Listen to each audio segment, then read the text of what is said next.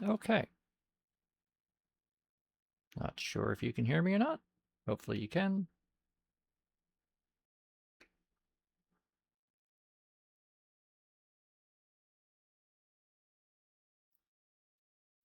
Let's just give this a moment.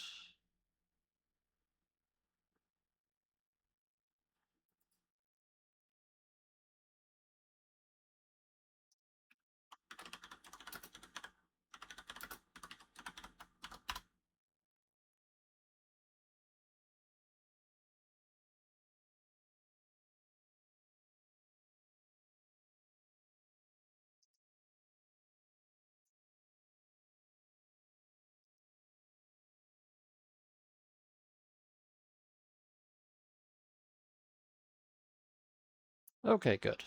Good. And you can hear me okay?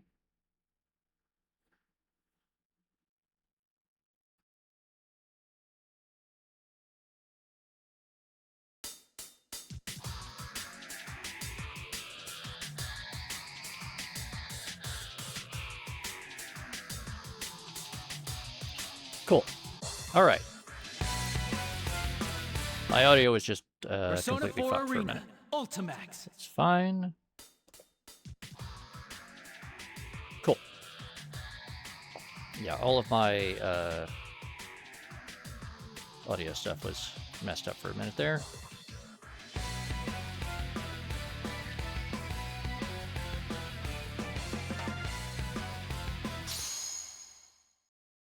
And hopefully we're all back. All right. One more quick test match. Welcome to the Velvet Room.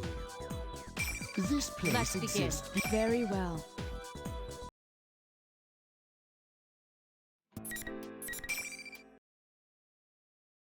The 2000 IQ Killjoy Detective, Naoto Shirogane!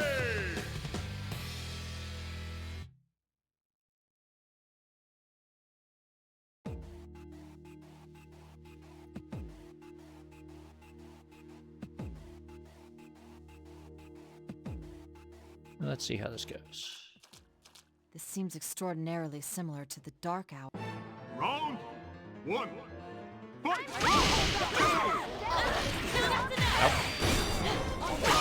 Okay, I'm getting my ass kicked, but that's normal.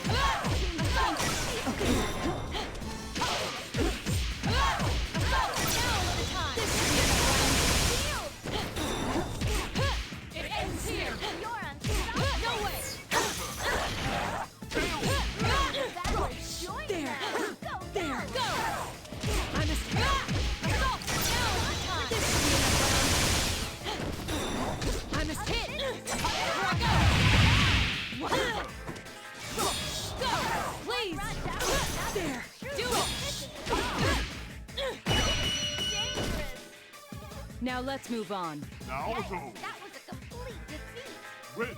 Okay. Round 2. Fight! Wow, can you keep All right. the streak going? I did not notice anything amiss there aside from my own ineptitude. So, I'm going to say that whatever was going wrong is now fixed. And we can resume what we were doing, which now I have to go like a page back in my notes. And we had left off the P3 crew with finishing chapter 6.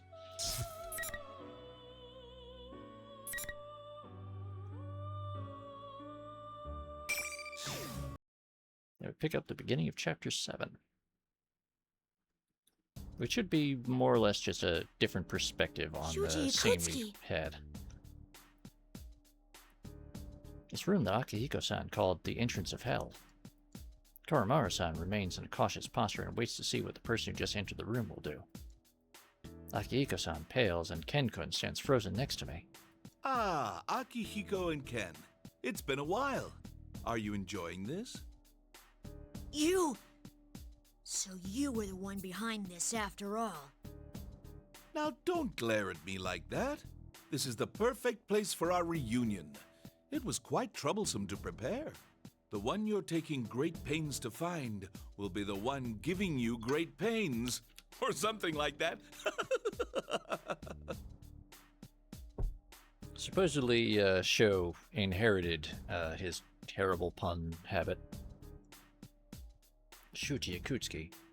Without waiting for us to respond, he continues to speak. We're finally reunited, and I don't even rate a hello? Or do you not want to speak to someone you killed? Is that it? Huh? Killed? Ah, you must be the 5th generation weapon Labrys. Poor thing. Didn't they tell you? They didn't kill you, Akutsuki. Your own madness did most of the work, and the bullet was fired by Mitsuru's father after you shot him. That's right. They killed me. Of course, since I'm standing right here, I guess they almost killed me would be more precise. That's ridiculous! You're the one who lied to us and tried to kill us! Calm down, Ken. He destroyed himself. He can't possibly still be alive. Who are you really? Oh, how cruel. Here I am, talking right before your eyes, and you still won't believe it. Why don't we ask the 3 who just arrived what they think of this? We hear footsteps approaching from behind and turn around to see Yukari-san, Junpei-san, and Aigus tumble in. Just like Ken-kun and Akihiko-san, they're at a loss for words when confronted with the person standing in the center of the room. Ikutsuki! No way! How are you? Though the two of them are surprised, Aigus looks over at me. That's right, we can tell. Don't be fooled, everyone. I can feel it. What's standing there is... Indeed, that is not Ikutsuki-san. He's a fake, created by a shadow. Just a foolish trick. That's what I thought. Well, you're a piece of junk, but you have a good nose, huh? You could have let me play around for a little while longer.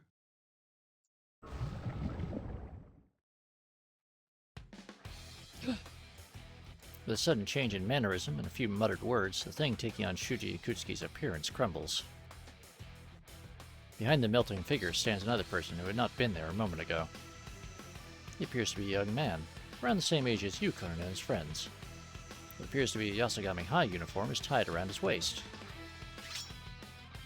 What could this mean? Is he another student to this school? A pair of scars crosses his face and he smirks while toying with the 2 swords he carries at his waist. Who are you? So everybody connected to Kirijo's here, huh? The looks on your faces are hilarious! You talk the big talk, but deep down, you were totally freaking out over old Ikutsuki-chan. I couldn't see your faces in person last time, though. You remember, don't you? It was when I took control of that scrap like the puppet it is. So if you remember the ending of the... not quite, Wilf. Gonna leave that little detail for them to explain. But if you remember how the original tournament storyline ended, someone remotely took control of Labrys at the end. We just had him admit to it. You were behind the abduction of Labrys then. Yeah, it was a crazy performance, huh? That weapon took a lot of whipping. You need an introduction or something? My name's Sho Minazuki, and I'm behind all this. Welcome to my world, Kirijo lackeys. Sho... Minazuki? Sho Minazuki. That name sounds familiar.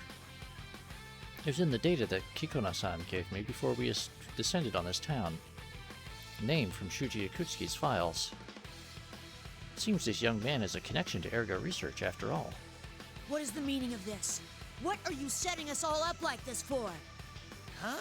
What are you whining about, you little shit? I was letting you have some fun. It's a little entertainment. Oh, and I guess I do have a score to settle with you. Ikutsuki was my dad, after all. Dad? That's impossible. You're lying! He didn't have any kids! Doesn't matter. I'm still gonna kill you all. Sho, I think it does matter. If you're gonna kill them on the basis that they killed your father, it would be important for that person to actually be your father.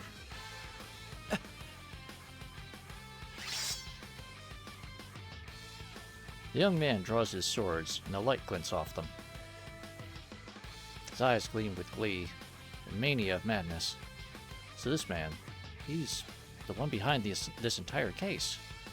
Toying with people and hurting them like this. What are you trying to accomplish? Huh? I've had enough. If you're hurting from your dad being killed, I get that. But is this the only way you can deal with it? Labris, Mitsuru-san's people are risking their lives to try to end this tragedy themselves. They're doing their best to take responsibility for what happened. And I already know that your Ikutsuki guy lied to Mitsuru-san, betrayed them, and... Shut up, you goddamn puppet! You've never even met him, so enough with your shit! Or what? You gonna lecture me like you're a real person? What a joke. You bastard! But don't get the wrong idea now. I already told you that I don't give two shits about Ikutsuki. He used me and threw me away, that asshole. It doesn't matter. See, all you bastards are in my way. Every single living thing is in my way. Every goddamn thing! What are you talking about? That's just insane! I'm insane? It's this world that's insane. All this bullshit about the power of friendship and close bonds and whatever. It's a pile of garbage. Trash! Bastards, die! Just go away forever, goddammit! I'll get rid of every last one of you. I'll annihilate you along with this entire world! My heart hurts. I wonder why. I sense a resonance of a plume of dust from the young man, and it's giving off emotion. Hatred? No. Sadness? He wants the world, but at the same time rejects it. This intense mixture of solitude with despair and yearning. I felt this. What? I know this emotion. Labris? He doesn't truly hate the world. What he really feels is... Labris-san, look out!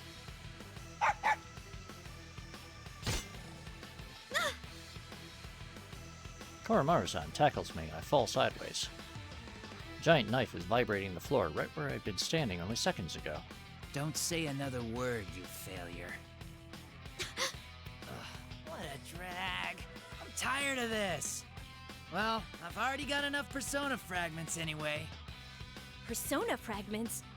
Wait, do you mean... Persona fragments. Those are the same words General Teddy used earlier. The young man calling himself the mastermind behind all this, the fakes whose sole purpose was to fight us, flakes of light emerging from the defeated shadows. All of those now make sense to me. Most likely the rest of us are feeling the same way. Sho is gathering Persona fragments by making us fight our doubles. The moment we all reach that conclusion, Sho pulls out a small box and holds it before us. So it's time to get the real show started. Here's a question for you. What do you think this is? That's... Is that the remote Ikutsuki was using when he controlled Aigis? No. Stop him! Too late. Activating the anti-shadow suppression weapon, Labris! I feel a sudden snap within me. Suddenly I lose control over my entire body. At the same time, my consciousness begins to fade as if I'm being painted over by something else.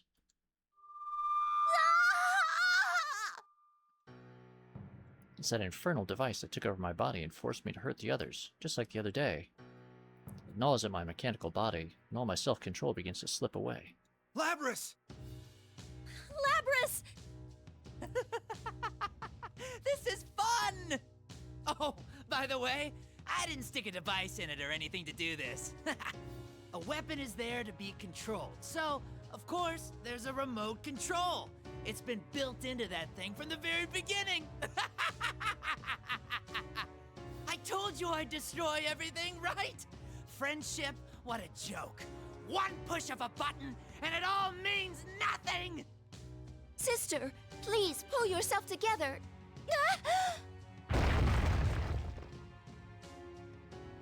I scream internally at myself to stop, but my arm swings my axe at Igus and sends her flying away. I guess! Now!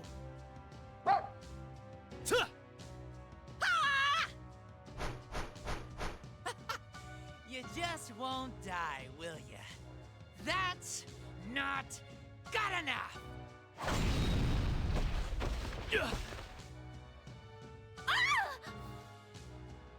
Damn it!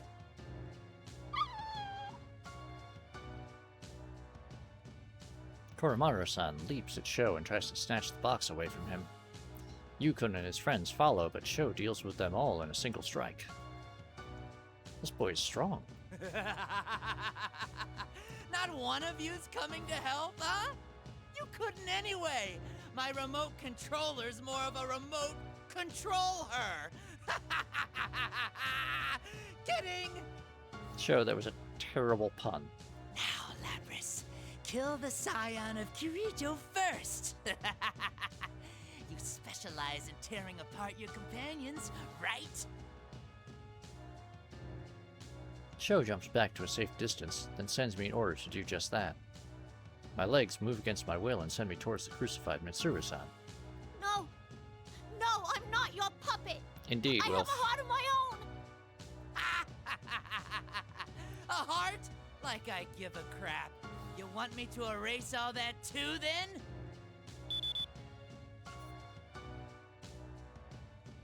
He manipulates the small box again with a raucous laugh. The power restraining me intensifies, and I can feel myself slipping away against the torrent of commands blasting into my mind. The blade of my axe is against the cross Mitsuru-san is bound to. Stop! Stop! Stop! Please! No! Labris! Damn it, you son of a bitch! If it's tough for you to hurt your companions, then I'll blast your consciousness into nothing! So hurry up and kill them! An even more forceful command overtakes me. Mitsuru-san, Yu-kun, Ken-kun, Yukari-chan, Yukari-san, Chie, everyone. I try desperately to hold on to my thoughts, but it's mercilessly torn away. I lose all feeling of the weight of the axe in my hands, and my vision begins to waver. I'm going to destroy those I hold dear again. Lapras, don't give up! Believe in yourself! Believe in yourself!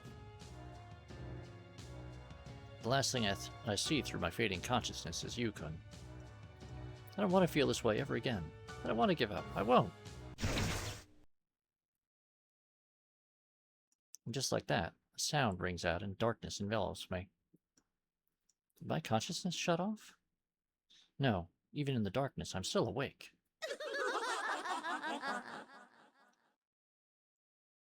Whose voice is that? I hear a familiar laugh in the distance. I can't see who it is, but I know that voice. Buns? A heart? What a lame ass! Just like always. You're the other me. That's right, I am you. I'm the you within yourself that you keep a lid on.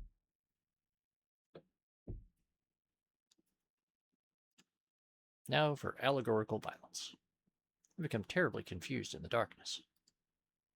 My shadow, the existence that should have melted away and become a part of me when I accepted it. She stands before me, looking exactly the same as she did before.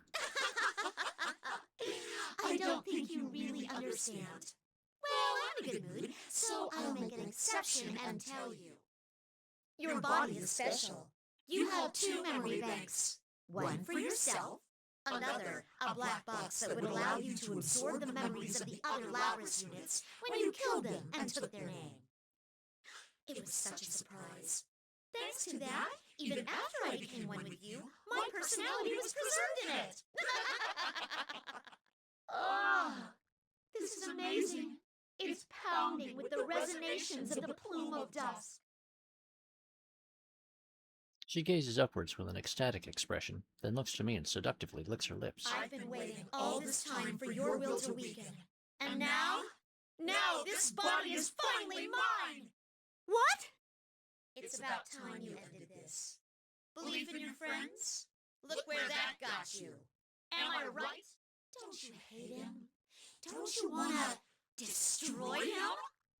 Enough of this bullshit about bonds and camaraderie! All you have to do is destroy everything! Put that gigantic axe on your back to use! Oh dear. Huh? Hello, Delta. What? Labrys! Hey, you piece of junk!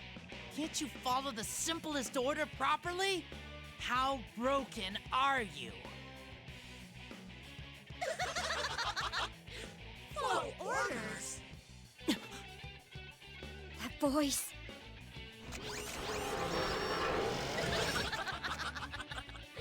Kiss my skinny little ass, you punk kid! As if I listen to whatever crap you order me to do. Labrys? I can destroy whatever I want. That includes whiny rats like you who try to get in my way and order me around. Well, You piece of junk! You call me a brat, but you're no different! I mean, what the hell are you? Carrot brat! Labrys has turned into a really bad girl. That's Labrys' shadow. I thought she had disappeared. the explosion of emotions had pushed my consciousness back to the surface. The darkness disappears and my vision returns. But still, I can't will my limbs to follow my commands. I'm not in control of myself, but the other me is. The emotions running wild within me are out of my control. My body won't accept my commands. Ah, crap! So wiping out the rational mind made its true self show up? Goddamn shitty robot, it's completely useless! What the crap, brat? Come at me! Come, Persona! Asterius! Seriously? She can even summon that cow monster from before? Wait, did she just call it her persona? You little... What the hell's going on here? What do you expect, Ariadne? That little thing isn't worthy of being my partner. The giant bull Asterius roars. Sho, now facing the full wrath of my shadow's uninhibited urge to kill, draws his swords with an almost annoyed sneer. You better watch out. I'm no ordinary shadow. I'm finally free! Free to wreak as much havoc as I want! Well, this is different.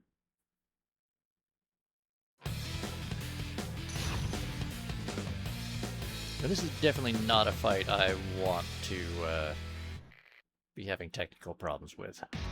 Finally! Take this! Take that bullshit!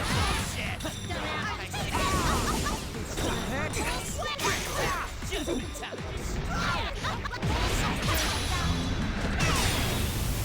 Dumbass!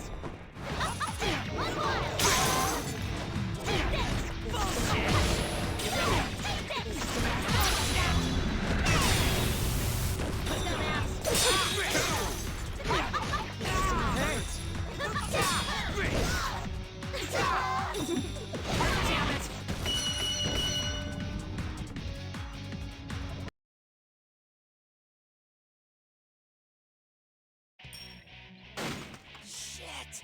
You broke the goddamn remote! What the hell are you, damn it? Oh, what's wrong, little boy? Don't tell me you're done already. I'm not even close to being satisfied.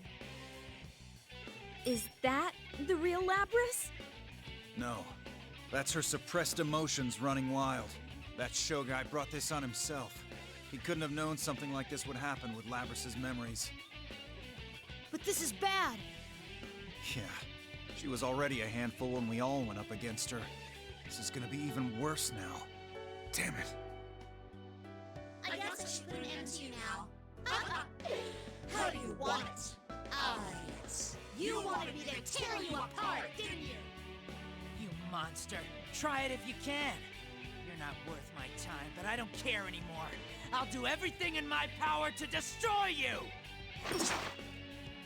Stop, Labras! You've done enough! Don't do it! He's not worth it! Out of my way, you bastards. I don't need more of your friendship games from last time. No! If you're seriously gonna do this, then you've gotta get past us! What are you doing? It's too dangerous! Get away from her! I'm sorry, Akihiko-san, but we can't back down from this. We're Labras's friends! We could never let her accept this fate! We're not sticking up for this guy, but we'll never let one of our friends become a murderer! She put her weapon down! This is more garbage. Do whatever you want, you idiots.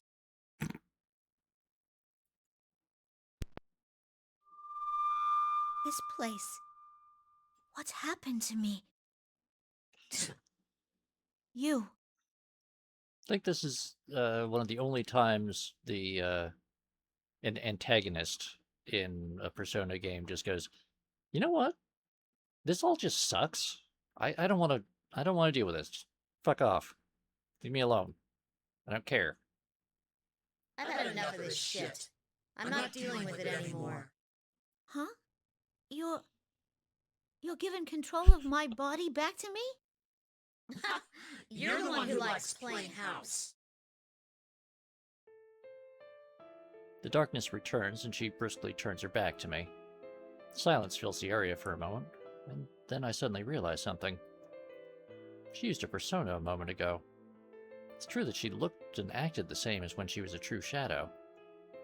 But I can tell, I was fighting with the controlled powers of a persona just now. It may sound the same, but it's different. That wasn't a shadow running berserk. Because I accepted myself, I was able to attain a persona. Maybe the same could be said about... You were actually... You did that to help me. Thank you. Shut up. Just take over for me already. Oh, and... The other me mutters something.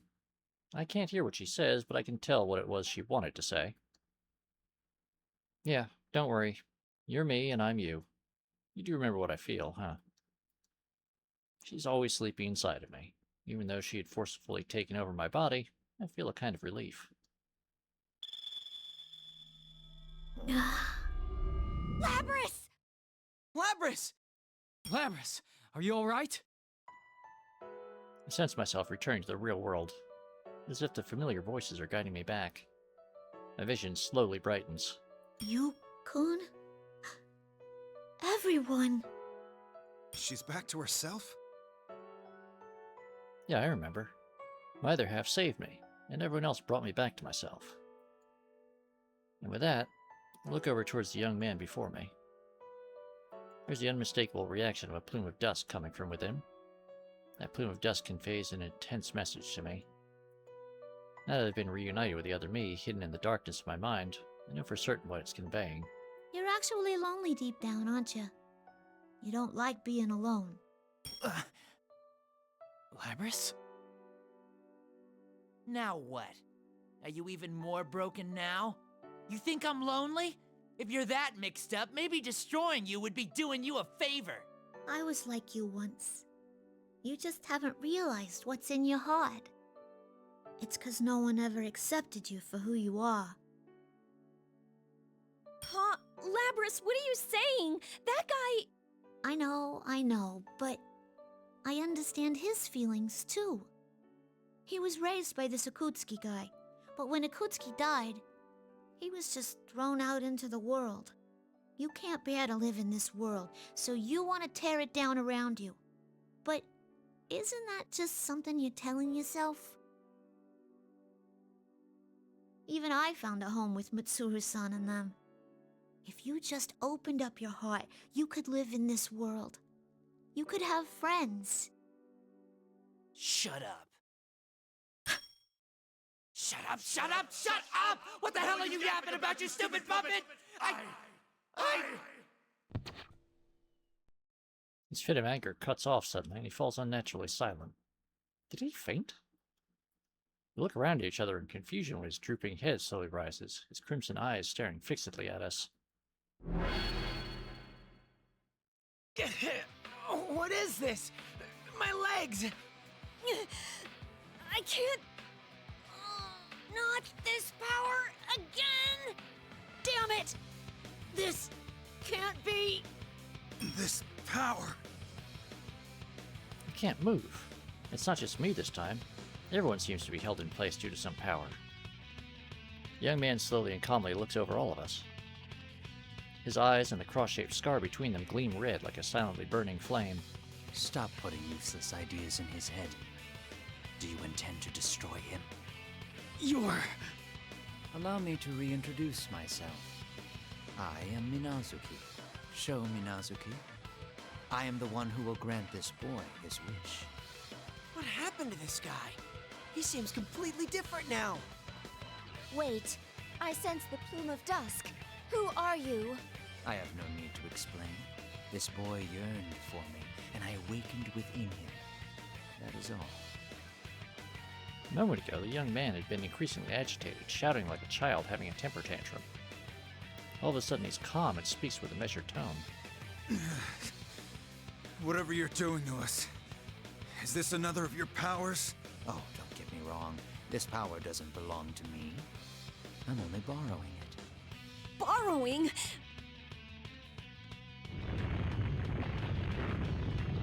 The place is shaking.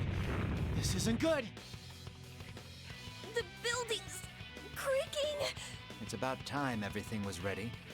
This is all thanks to you, so thank you. I have gathered enough persona fragments. What was all this fighting for? What are you going to do? It's simple. I borrowed power to envelop this town in red fog and make you fight against your fakes. It was all to carve off of your personas. Huh? Carving our personas?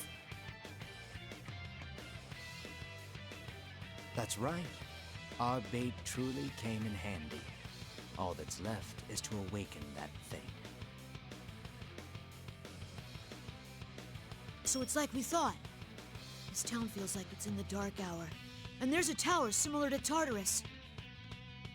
You're going to try to awaken death, just like Yakutski! Ah, not precisely.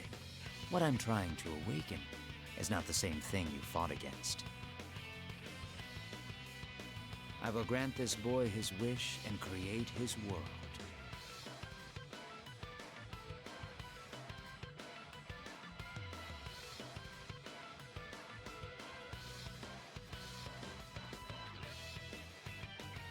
This boy, his world, he speaks as if he's talking about someone else. The way he's speaking and staring at us is completely different from how he'd been only a moment ago, as if he's now a completely different person. Wait, a different person? Could it be? Damn it. If only I could move. I'll be going now. There are still some finishing touches that must be made.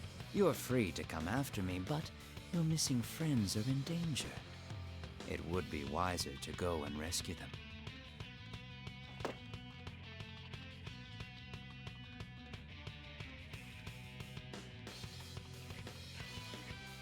The young man who called himself Minazuki leaps away with inhuman agility, landing in front of the giant door.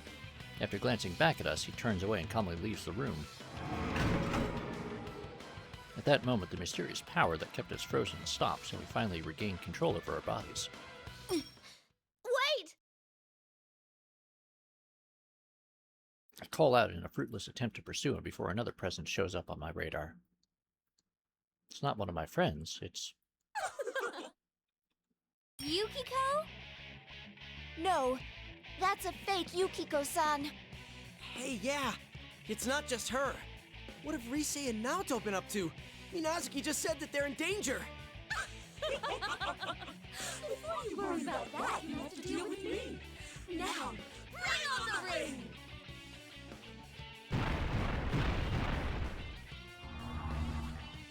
When the fake raises its arm, the usual red pillars descend and form barriers around us. No, I won't be able to pursue Minazuki now. He also said that our friends are in danger. Mitsuru-san is still on the cross, and Yukon and his friends are wounded. We have no idea what kind of problems Naoto-kun and the others who aren't here are facing right now either. In any case, we have to hurry after Shokun as quickly as possible, rescue the others, and put this case to rest. I pulled my axe from my back and turned around in reaction to Koromaru-san's bark. I found a place for myself among the shadow operatives. They're my comrades, and they feel the same for me as I do for them. They line up beside me. That's right, I'm not alone anymore. Okay, now we've got a big set of choices here. We've got Labris, Yukari, Junpei, Ken, Akihiko, or Aigis. What are we going to do, folks?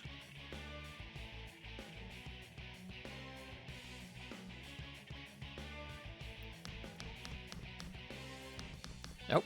Alright, Silicon wants us to do Ken. Ken and Koromaru standing up.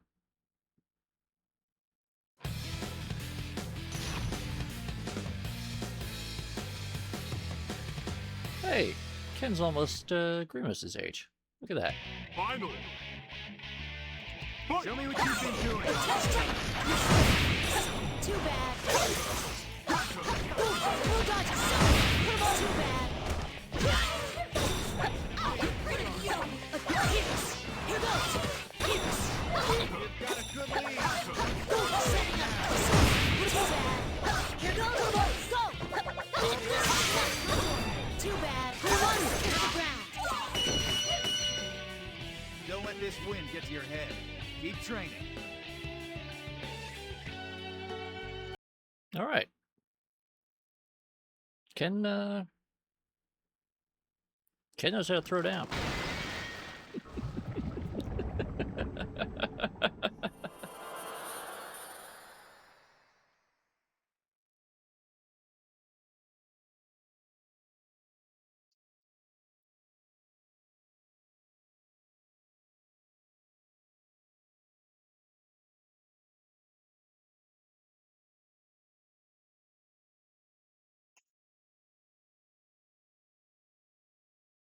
Oh, crap.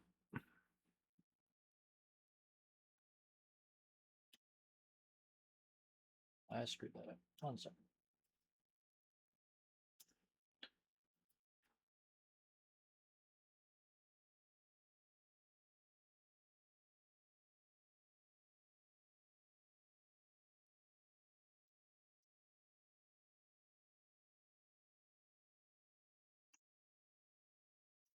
There we go. I have to figure out how to remove incorrect quotes later. We don't even give the fallen shadow a second glance when we rush to where Mitsuru-san is hanging on the cross.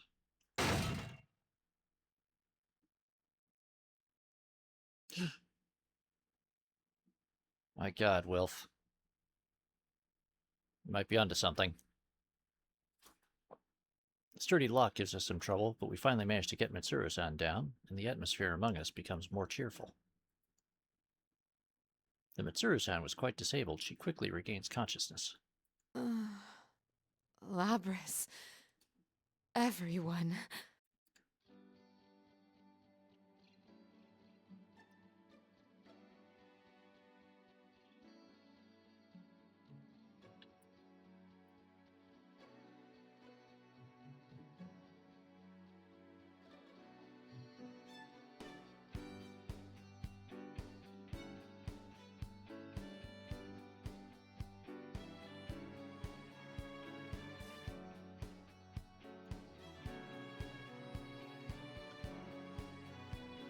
Mitsuru-san looks relieved for a moment after seeing our faces, but she seems to have quickly reached an understanding.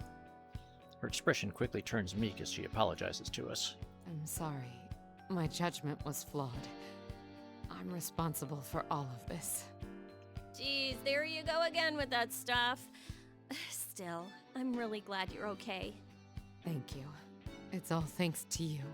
You're right, Wilf. I don't think we've ever seen Mitsuru being meek. Oh, Fuka's safe too. She's headed this way from somewhere else right now, though. I see you managed to find Yukari-san, Junpei-san. Hey, Ken? Man, you've grown. I mean, of course I did. It's all going according to plan. But I heard that you fell asleep on your train and ended up here by accident. You never change, do you? Seems that the auxiliary staff, like Yukari-san, haven't seen Mitsuru-san and Akihiko-san in a while, so they have sentimental expressions as they greet each other. The stiff look on Mitsuru-san's face slowly begins to melt away. I was worried about Yukon and his friends after they were hurt. They seem to be recovering as well. That's true, Silicon. Naps are important. But, you know, planned naps, not unplanned ones. Yukon and the others approach me. Labrys! I'm so glad you came. I thought we were done for. I thought you turned into your shadow for a moment back there. What was that all about? I don't know, but I guess my shadow's been within me all this time, watching everything I've seen. And I think she's changing, too, even if only little by little. And it was all of you who brought me back. You really did help us. Thank you.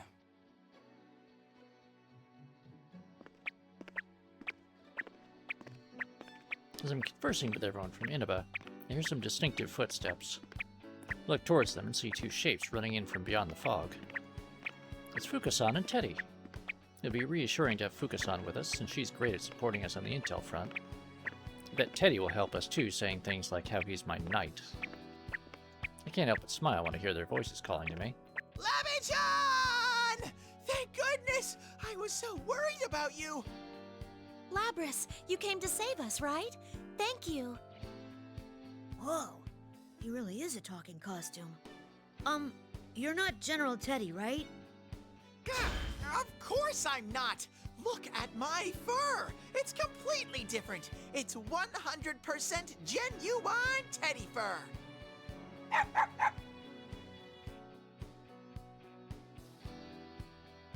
She seems to be Wilf.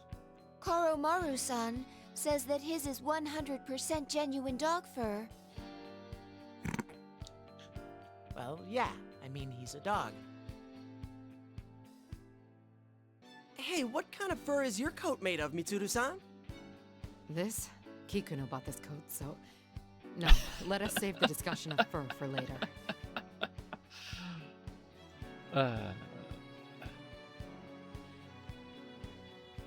Wilf, if nothing else, I'm pretty sure Fuka has, multiple self-defense tools. Mitsuru-san walks towards Yukon and his friends. Seeing the leaders of the Shadow Operatives and the investigation team together like this makes me proud. These two people saved me and gave me a place to belong. I want to fight for these people, and that will help me get stronger. Having friends and comrades is truly wonderful. That's what I think. Narukami, I must thank you. It seems we're once again indebted to you. No, I have to apologize for breaking my promise to you. Your people have helped us out too. That's fine. You helped me remember something important. We did? That's right. Trying to keep danger and death at a distance only results in putting life at a remove as well. Quite possibly, Silicon. Or some sort of semi-automated, like, taser deployment system. Or both. Remember, she's an electrical engineer with expertise in robotics.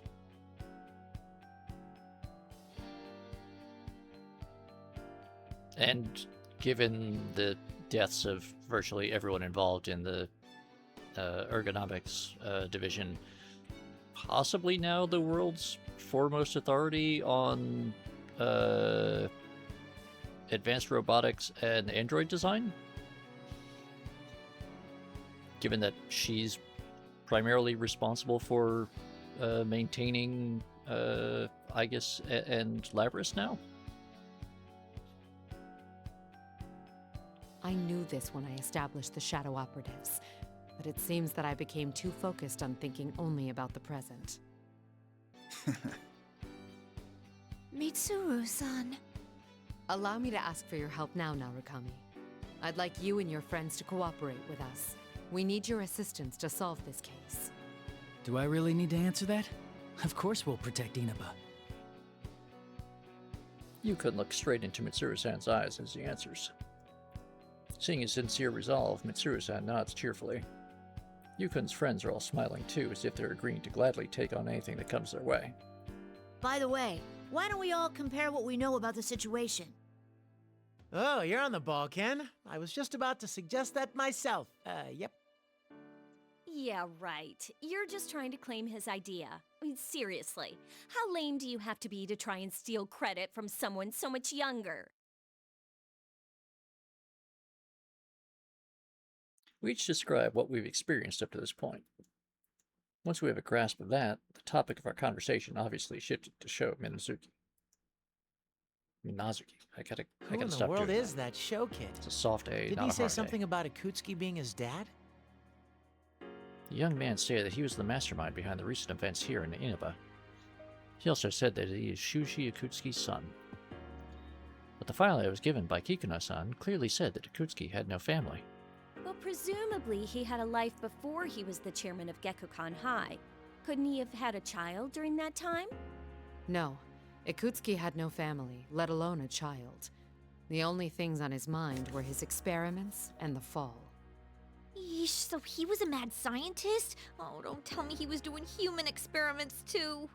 Yes, he gathered orphans from different areas and performed inhumane research on them to try to artificially induce their personas. Whoa, seriously? That's messed up. Even after Ergo Research was disbanded, it seems Ikutsuki stole the research data and continued performing such experiments personally. One of those test subjects was named Sho Minazuki. The records state that he was the youngest of the test subjects. An orphan, huh? Did Akutsuki adopt him? No, Sho Minazuki was nothing more than a favorite subject to Ikutsuki. Test subject? But he's a person! How could he do such a horrible thing? The Kirijo group of the time was an evil place, suffused with his arrogance. Apparently not, Wilf. Apparently not. And also it's never, like, conclusively stated, but it is strongly suggested that, Ikutsuki had been supporting and possibly directing Strega, before his death. Given that, they were being kept supplied with the suppressants and other resources directly from the remains of the ergonomics division. It isn't hard to imagine how he was treated with Ikutsuki in charge. Minazuki was raised in a solitary environment, never interacting with anyone.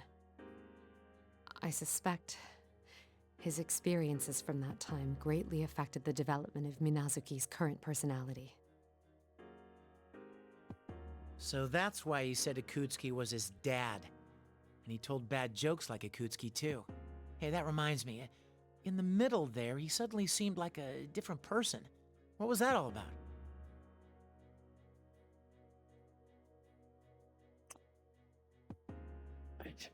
It just occurred to me. Junpei making this expression with his mouth animations there when he's speaking looks an awful lot like the evil vulture guy from Harvey Birdman. You know, the one that just the rival attorney that just mumbles all the time. Doesn't he look a bit like that? We'd all noticed that. It was so sudden how his personality just switched. That red-haired boy could have split personalities. But the presence that I felt was bothering me a bit. Mitsuru-san, when he reintroduced himself as Minazuki, I sensed some kind of resonation with my plume of dusk. What could that mean? There is no information on that. The same goes for the power he had when his eyes turned red. Perhaps they are a result of Ikutsuki's experimentation. The entirety of the report has not been deciphered, but Ikutsuki's data does mention Minazuki's name and the Plume of Dusk. Kikuno's decoding it now. Oh, I have it too. Kikuno-san entrusted me with it because it was an emergency. Ah, that's fine. Either way, I was intending to share it with all of you once the report had been completely deciphered. Shuji Ikutsuki. The man who performed a countless number of inhumane experiments at the former Ergo Research.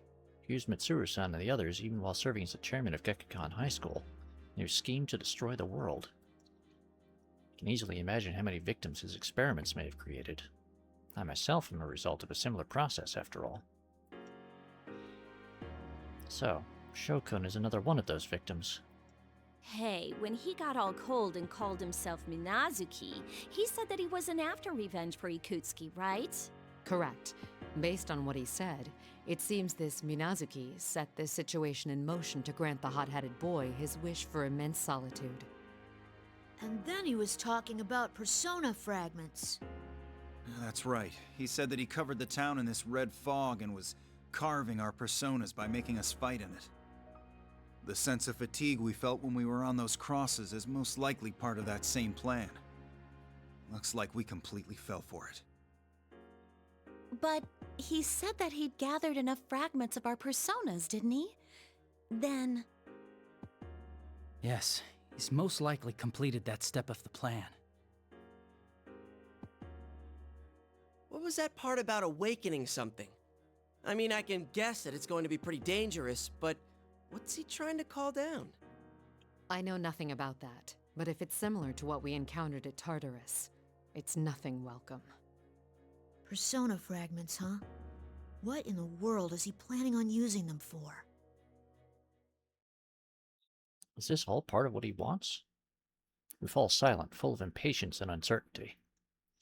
On top of all that, the second personality gave us a word of caution as he was leaving. We need to make sure that everyone's safe as quickly as possible. Oh, that reminds me. Yukiko and the others! That's right! That Minazuki guy said that Yuki-chan and the people with her are in danger! Naoto-san and Kanji-san said that they were going to Junes. According to Junpei-san, supposedly Yukiko-san and Rise-san were at the same location. Huh? Oh, right. But those two said they were gonna go look for Kanji and the others, so I don't think they're still there. They could miss each other. Yes, I'm concerned about them as well. Let's split into two teams. One heads to the top of the tower, while the other searches for Narukami's friends.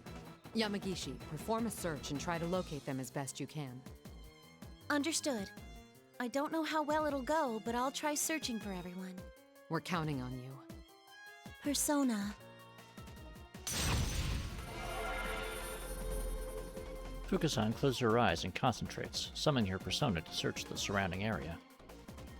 Then again, this red fog seems to be able to block the search abilities a little bit, like making Teddy sneeze when he tried to use his keen nose, so there's no knowing how well this will go. There's so much interference.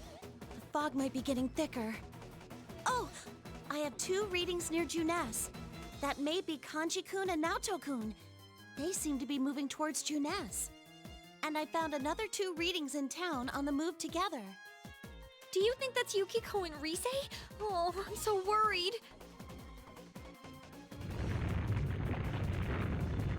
Oh, what the? The entire room shudders immensely and the building creaks.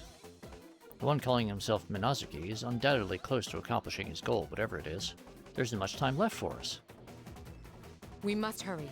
Yukari, Iori, Amada, and Koromaru, you're the least wounded. You pursue Minazuki. Gotcha. Right! I will go with Akihiko and Aiges to rescue Narukami's friends. Understood. Yamagishi, you remain here and back us up. Narukami's group, you're all too exhausted. I ask that you remain here and regain your strength. I'll do everything I can to assist you. Whoa, seriously? Will? No, we should stay here. Fuka-san needs someone to protect her as well. Hey, what about me? I'm perfect! Mitsuru-san, Teddy's got a great nose, so I think he'll at least be of some use. Please let him help you find our friends. Some use? How rude! I'm totally useful. My babe dar is up and running. I see. That's promising. Well then, you can assist us, Teddy. Mitsuru-san, the school and this town have both turned into labyrinths. It would be unproductive for us to search the town all in one group. Yeah, Aegis is right. If we're all caught together again, things will get worse. Let's split into 2 teams to search faster. All right, I can provide some guidance as well. Aegis and Teddy, you partner up. Akihiko and I will go together. Once you meet with Narukami's friends, head for Junes. We'll regroup there and secure the area. Ooh, I get to be alone with Ai-chan? Their bodies were artificial, but their love was real. Okay, I'm in. God damn it, Teddy. What the fuck? I can tell that Mitsuru-san's leadership and quick decision-making have given everyone's morale a boost. Of course, her strength stems from her deep care for her friends and comrades. All our anxiety and impatience disappears as if it had never existed. We're filled with renewed determination. We all wish to protect this world. Mitsuru-san approaches me. Labris, I should ask you this now. What do you think about that young man, Sho Minazuki? Well, I know we can't let him destroy the world and all, but I think he's the same as me. I want to see him one more time and try to talk to him. Just like you all saved me, I want to save Sho. Ever since I was born, I was always alone, knowing nothing of love, trust, or interpersonal bonds. I was taught only how to fight, and never considered the possibility of befriending anyone. That young man, Sho Minazuki, is exactly how I once was. That's right. And if that's the case, I should be able to save Shokun, the same way I was saved. Very well. I want you to pursue Minazuki as well. I'm counting on you, Labris. Delta? That was a bad pun. Okay. Also, Minazuki already made that pun, so... With each of us given a duty to perform, we promise to reunite once the case has been solved and rush from the room. The occasional tremors causing the building to rumble ominously are becoming more and more frequent, as if giving us an audible countdown to the end of the world.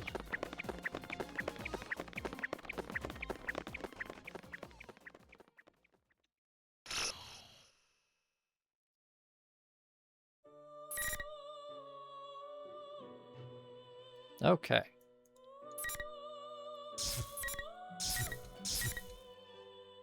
So we've got a bunch of things branching off now, but we've also been running for about 2 hours now. So that means it is time for a short break to grab some fresh beverages and stretch your legs and whatnot. Oh, thank you, Delta. Stretch. Alright, I have stretched. And for you, Delta.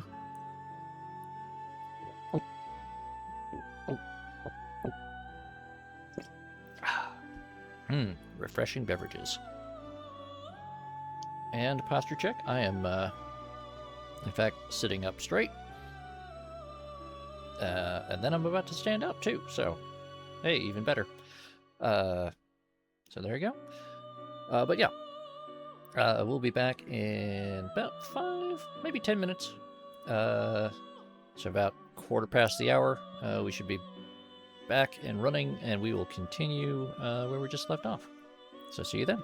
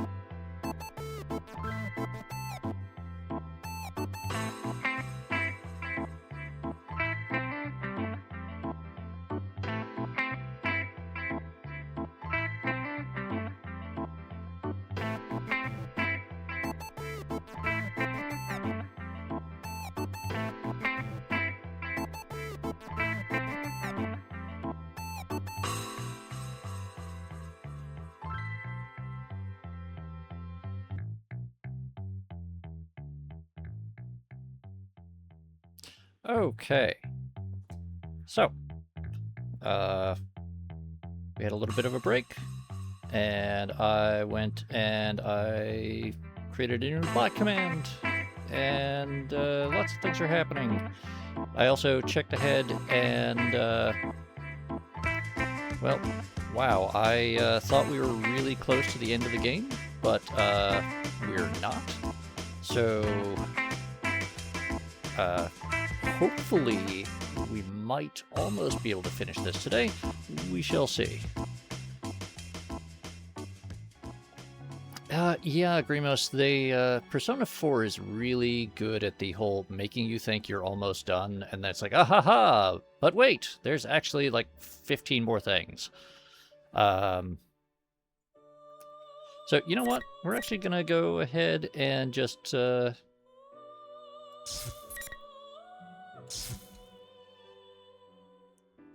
gonna go ahead and finish off, the P4 episode, and then we'll go back and we'll do all the P3 episode stuff.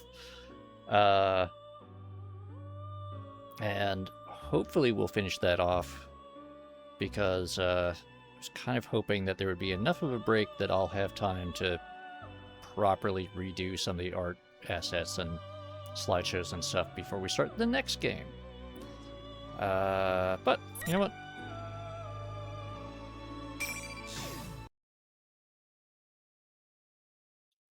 We're just going to keep going.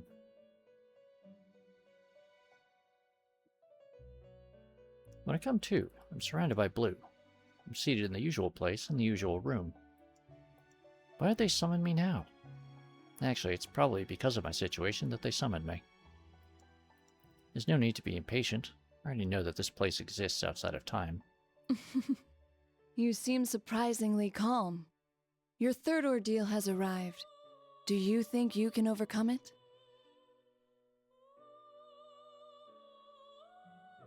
I don't answer. Whether I can do it or not isn't the question. I have to do it. As if seeing my determination, Margaret gives a satisfied smile. I see. Your mind is already made up. And that's a fitting answer for you. What is Sho trying to summon? How is he going to use the persona fragments?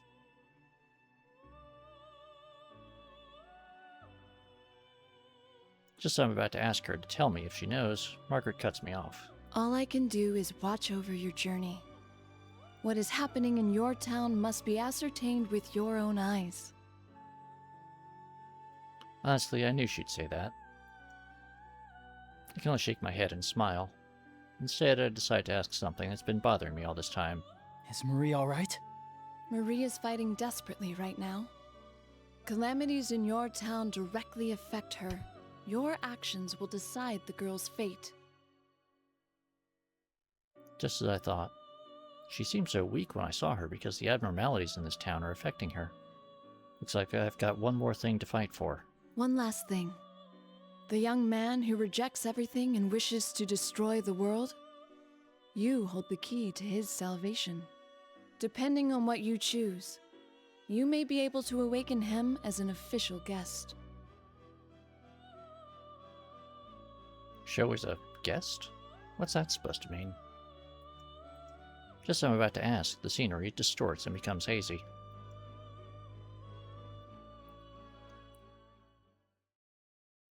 When I come to again, I'm by myself, standing about halfway up the stairs to the top of the tower.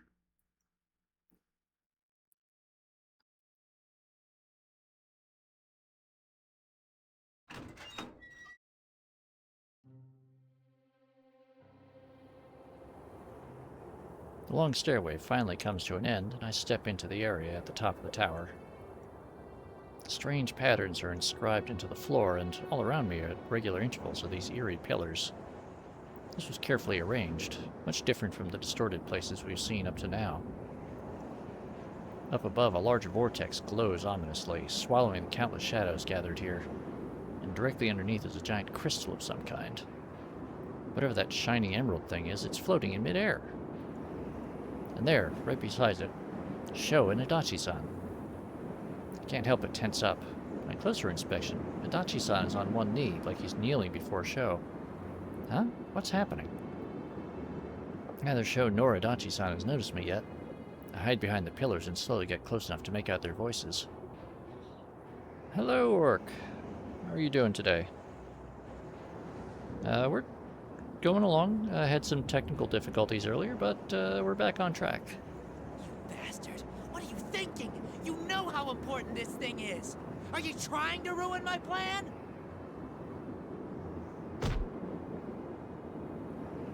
Important thing. Plan. It must mean the floating object over there is all the persona fragments they took from us.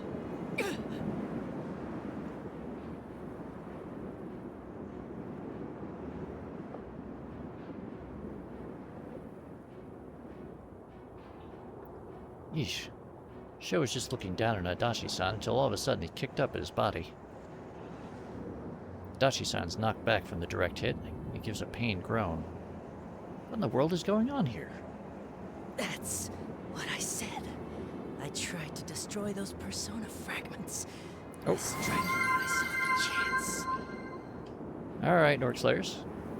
Hope everything's okay and just routine checkups and whatnot.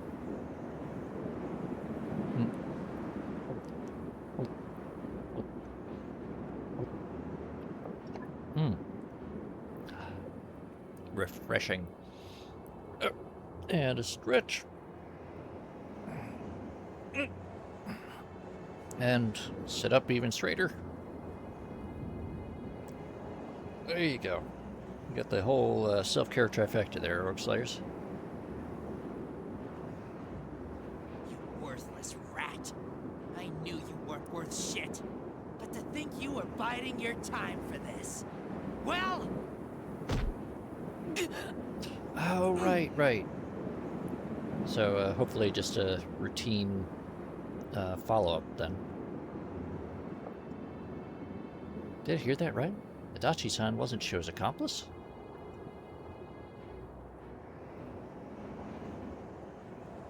He tried to catch Sho off guard to destroy the crystal? Then Adachi-san was trying to prevent Sho's plan from the very beginning. Hope it keeps going well, Orc Slayer. You asked me before. You said, don't you hate this world too? Huh? That's right. Well, you were just trash I was gonna use from the start. Once everything was ready and I cut up the rest of them, I was gonna kill you slow. I at least gave you the chance to have some fun, you piece of shit. I was gonna let your crap slide until I showed you the end of the world you never got to achieve. Why not? Right? Don't think we're the same, you little brat. What? What was that? You think the whole world hates you just because someone didn't treat you right. You're nothing but a little kid throwing a tantrum.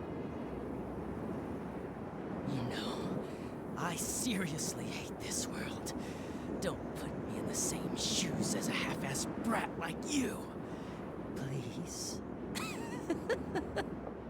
You're so finished, you bastard. I'll kill you just like you want. Sure, I'm lame. Whatever. But you don't know yet, do you? Those guys don't play around. You better be prepared. Die, you piece of shit. Sho grabs Adachi-san by his collar and points his sword at the detective. I bided my time long enough. I was hoping for a better opening, but I rush in now. Stop it, Sho! Sho glares at me while breathing heavily. There's nothing but hate in his stare. Oh, you're early. Way to ruin the moment. Is Adachi-san safe? I glance to check on him and feel a slight bit of relief. He's hurt badly from the beating he took at the hands of an agitated Sho, but it doesn't seem to be life-threatening. Just to be clear, I didn't do it for you guys. I just wanted to set things right for myself. I know, you're not that type of person.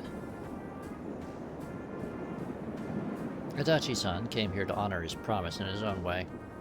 Finding that out was more than enough for me. The load on my chest that's been there all this time is gone. I actually feel good now. You're such a know-it-all. It's not very attractive. That typical bit of sarcasm, Adachi-san falls unconscious. That's when Sho suddenly barks a strange laugh.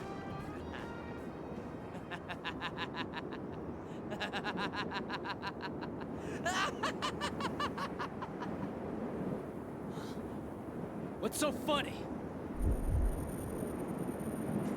What are you guys getting all desperate for? It's disgusting. It makes me sick. I hate it when people get all goody-goody. I'll destroy everything! Everything! I'll destroy every...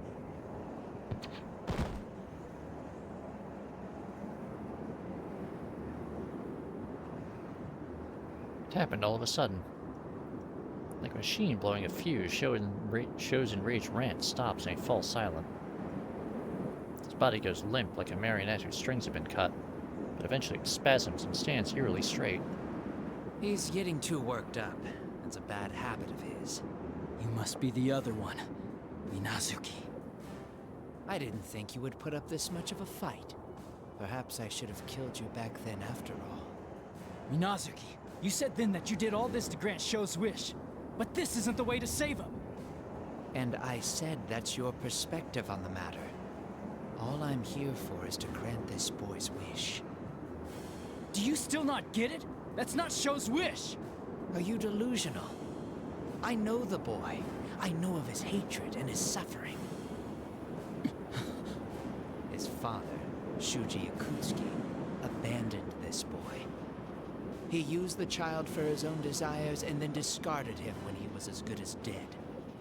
Shuji Yakutsuki. This is the world that abandoned him. That's why this boy came to detest everything about this world and wished for it all to disappear. No! Sho just doesn't know yet. What he's been through isn't all there is to the world. It's not too late! Silence. I know what I am. I am a shard of one who brings about death. If this boy wishes for the death of all, then I will use my true nature to destroy this world.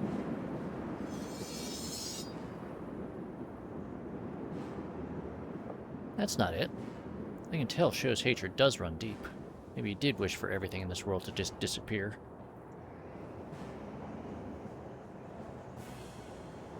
But that's not what he truly wants deep down.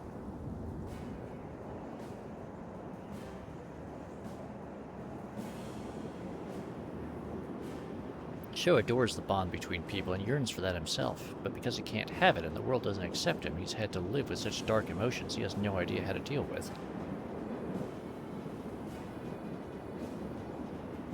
He just doesn't know how to express himself. Minazuki was born from the plume of dust, so he's just responding to Sho's darker desires. He's fixated on granting Sho's wish to destroy the world, but that's not what Sho really needs.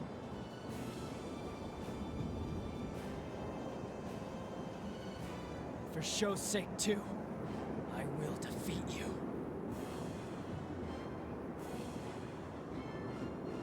Very well. Come and fight.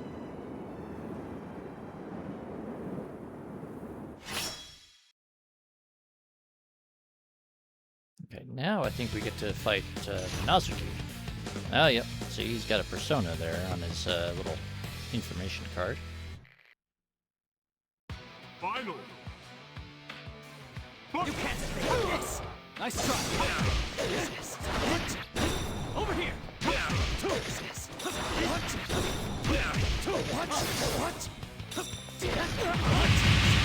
You're over here! You are dangerous! Dare you! Nice try! Nice try! Wow. Yeah. Although at least some of that was the AI in the story mode matches seems to go like turbo easy. The strike with all my strength behind it hits Minazuki and he hunches over.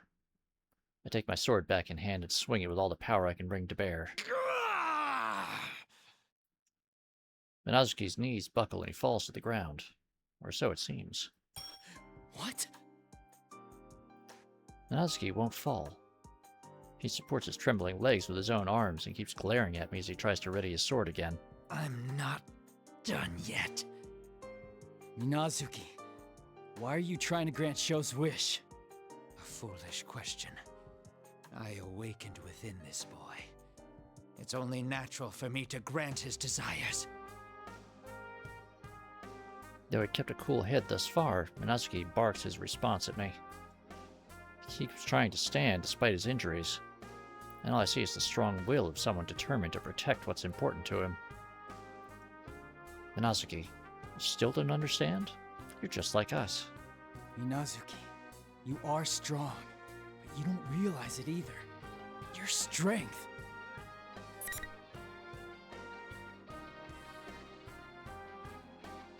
It's founded on the strength of your bonds. It's founded on the strength of your bonds. I don't know exactly what you are.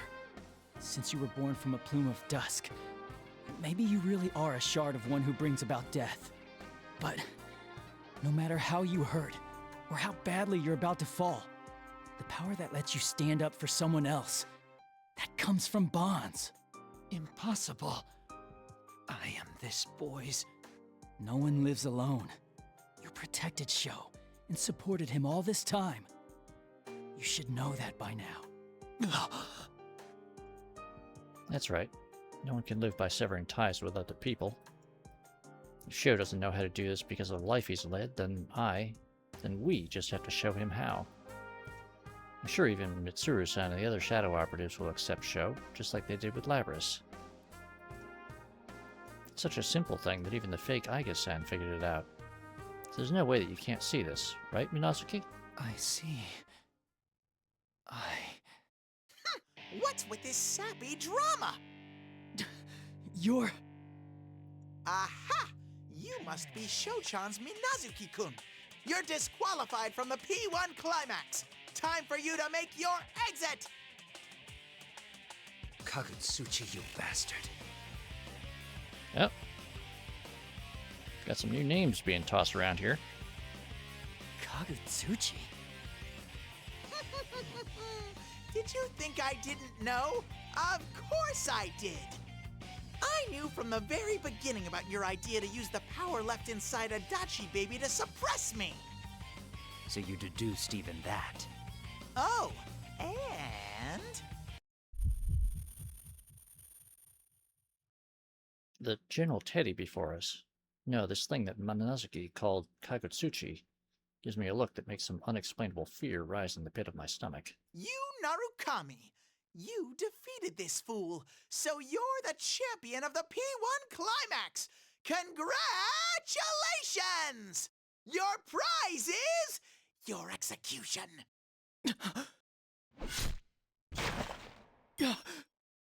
Hmm? It happened all in the blink of an eye. Minazuki, who should have been behind me, disappeared, and in the next instant he was closing in on General Teddy. And then the blade he was holding was run through General Teddy's body. Ow! What do you think you're doing? What do you intend to do with this boy, Kagutsuchi? What am I going to do? Isn't it obvious? I'm going to kill him. I'll grant that brat you're so fond of what he wants. A world of solitude. Hello, Hidden Boss. But I'll be the only one there. It will be a world all for myself, where only I exist. General Teddy's mannerisms change, and he effortlessly hoists up Minazuki, who just pierced him with his blade. His ominous, hate-drenched voice sounds like it's coming from the depths of hell. What in the world is this thing? This body had reached its limit anyway. It's only a fate made with shadows, after all. It was never meant to support itself for long. Fortunately, a horde of shadows to create a vessel, and persona fragments to control it have been gathered. What? Well done, my puppet. It is thanks to you that everything came together so splendidly. All that's left is to fuse that brat with the shadows as a base, and then devour the persona fragments to inhabit my new corporeal form. You, Narukami. I was born when this town was enshrouded in fog. I have quite the connection with all of you. What? I pay no heed to others. I am the collective will of those who abandon all connections and strive to live only for themselves. I will incinerate everything. I will rob, murder, trample, and cast you humans down into the depths of despair. My name is Hino Kagutsuchi, one who kills all who live in this world. Well, that's a hell of a thing. What called itself Hino Kagutsuchi laughs, and then a scarlet fog, incomparably thicker than before, pours out of General Teddy's body. The fog enters the helpless Minazuki through his eyes, ears, mouth, and wounds he sustained during the battle. You bastard. Indeed, Silicon. Show! As I try and rush over, General Teddy's body, which is now an empty husk, turns into a black chunk of shadow and starts to bubble as it disintegrates. At the same time, what used to be Minazuki turns its evil red gaze towards me.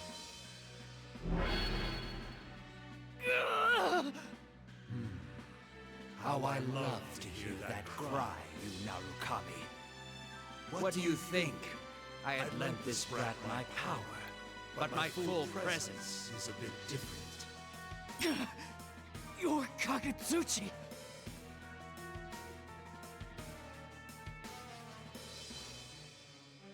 It has immense power, far beyond what Sho used when I faced him.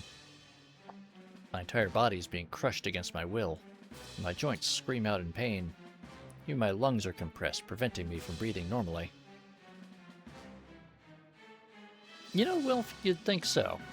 But, apparently, hasn't really sunk in. Then again, everyone who's ever seen it happen, is either dead or doesn't, particularly talk about it.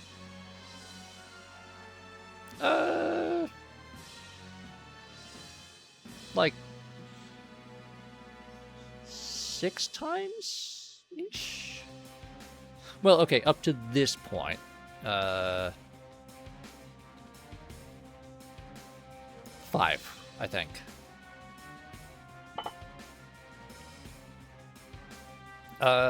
Technically, each part of P2 plus P1. Okay, P1. P1's a little iffy. Not exactly gods, but like people who tried to make themselves gods. A little bit weird. But both P2s and P3 and P4 main story. So 5 times prior to this.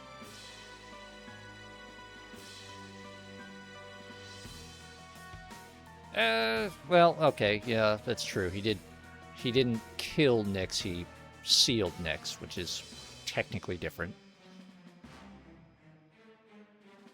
Although, if that's how you're counting it, then the epilogue, episode Igus, or the answer, would also count, and they, sort of killed God as well. So it still balances out, I think.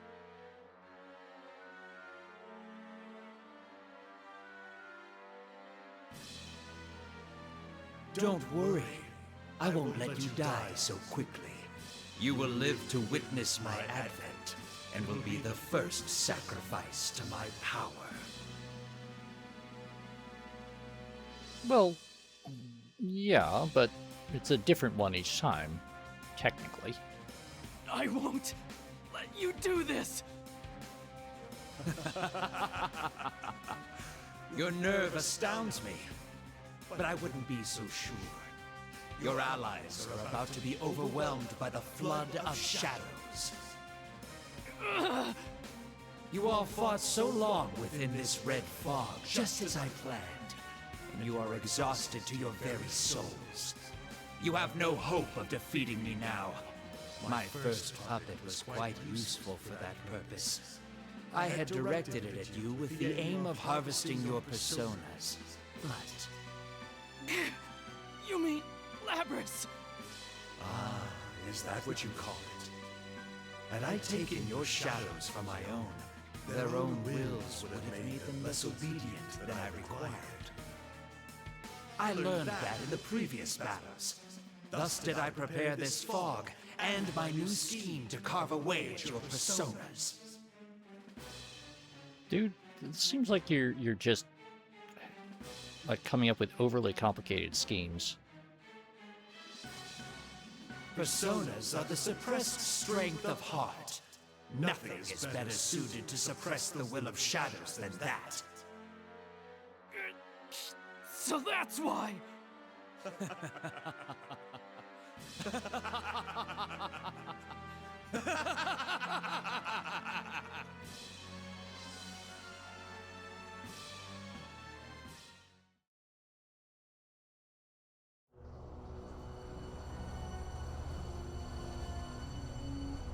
Now is the time for despair.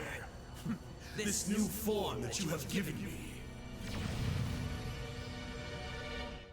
Behold it!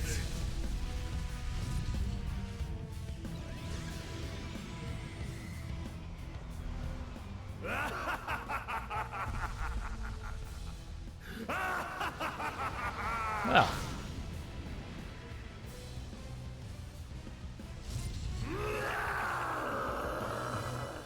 Indeed, Silicon. Now it's time to kill a god.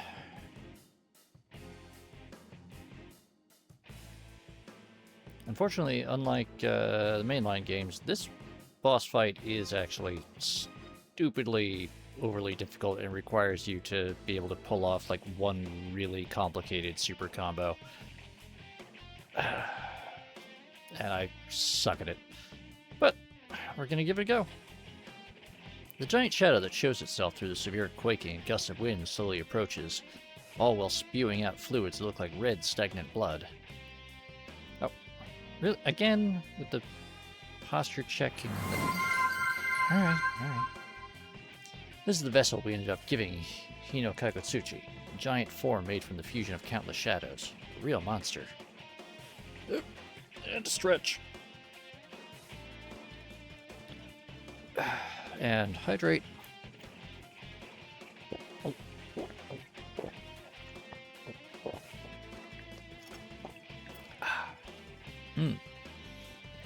You're right, you're right. Alright. I'm all stretched and postured and whatnot. Alright. Everyone, lend me your strength. I will defeat this monster and return to you all.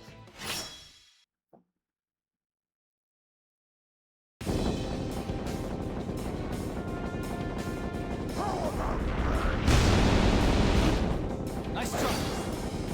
Over here, over here, over here. Out. Over here, over here, over here, over here. Nice try.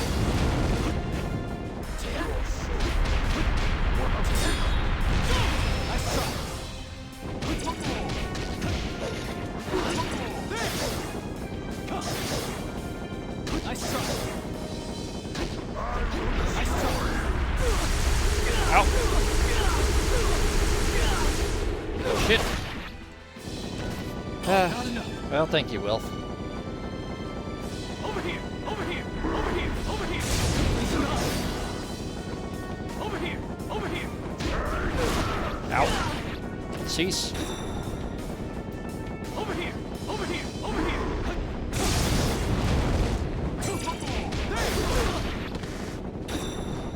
Over here, over here, over here.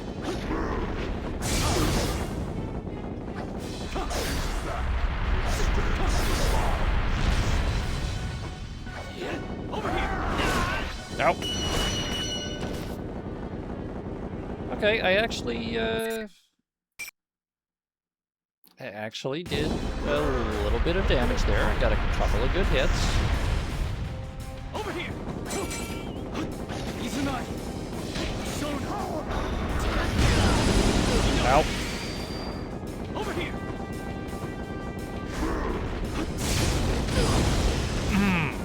Alright, that's not going well. Over here. Over here. Over here. Over here. There. Over here. Ow.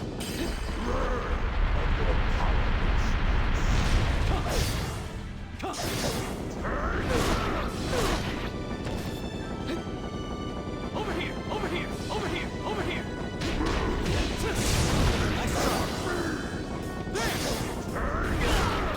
Nope. Guys. Damn it. Oh yeah, no, this boss fight in normal Persona combat would be much more doable, but also much more fun.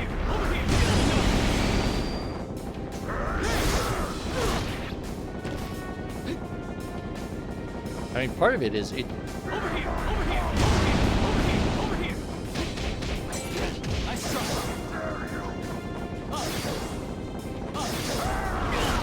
Part of it is it's just kind of tedious because you get knocked back and you go flying across the screen and then you spend all this time just trying to get back to here.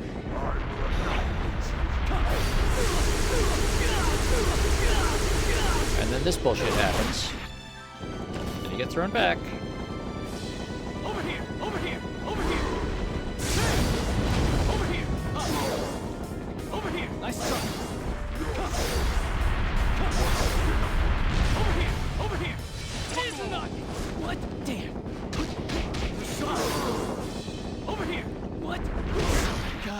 then that happens. Alright. We have proved that, I suck at that.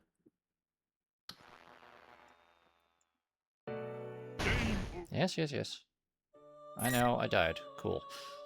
So, there's a trick to this, though, which is the game will let you have the computer fight for you. Yeah, I mean, some sort of healing capability and a more reliable standoff attack would both make this fight less bullshit, in my opinion, but here we are. So we're just going to turn on auto mode, and we're going to watch the computer be mildly competent.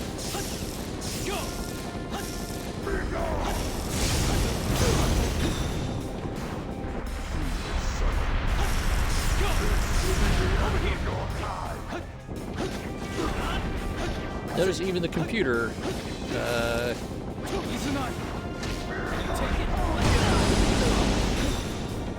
well, hidden boss right now, I'm not doing anything. I turn on auto mode, and this is the CPU doing it. Why am I not doing it when I'm playing? It's because I can't remember the button combo and trigger it reliably.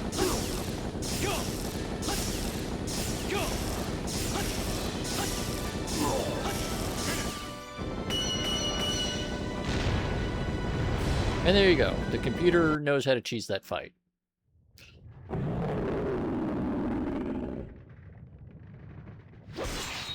Impossible! What power is this? How can one human's power alone be enough to best me? Indeed, Wilf. Indeed. And, yes, hidden boss, the computer did in fact shame me by cheesing that fight better than I can. Even though it's basically just spamming, like, one move. Kagutsuchi. That's what holds you back. The power I wield. The power we wield. It will never succumb to someone like you! Silence, pest! I will not lose! I am stronger than anything!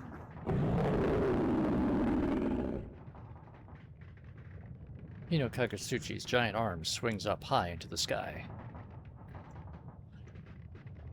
It did, hidden boss. It did. If this place takes a direct hit from that enormous thing, never mind sweeping me off my feet, it could destroy this entire tower with all that quaking. Persona!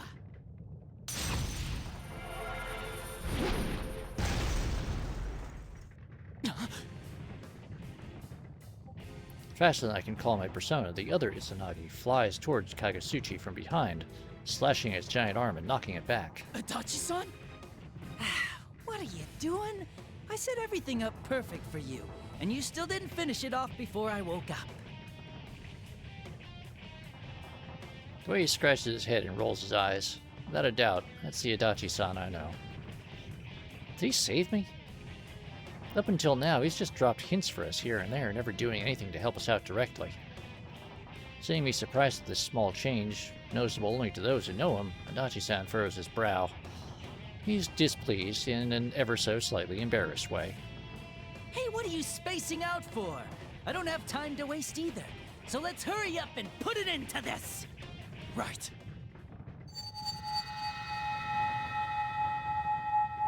I can feel it. The two Izanagis respond to each other and melt into one. I've never felt this fusion of conflicting powers before.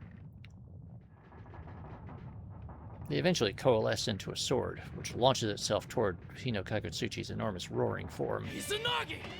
Magatsu Izanagi!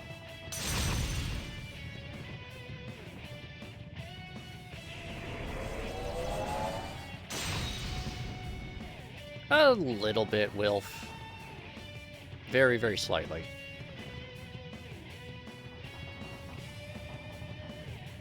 The giant sword formed with the torrent of power pierces Hino Kagutsuchi and disperses its body into fragments. Hino Kagutsuchi! It's over!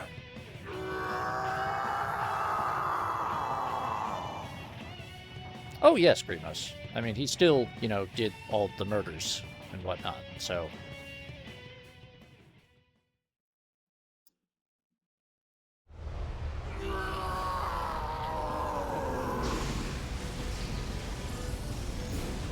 Impossible! How could I fall to this drudgery of funds?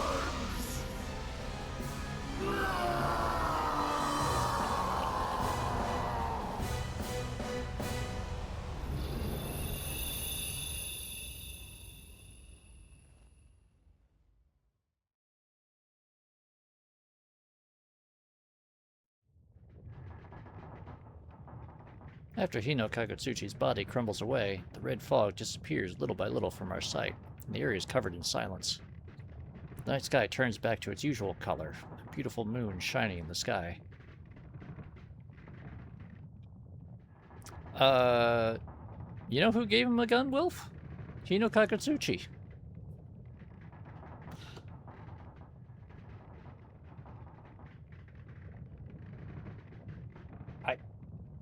Rimward, I don't like how correct you are.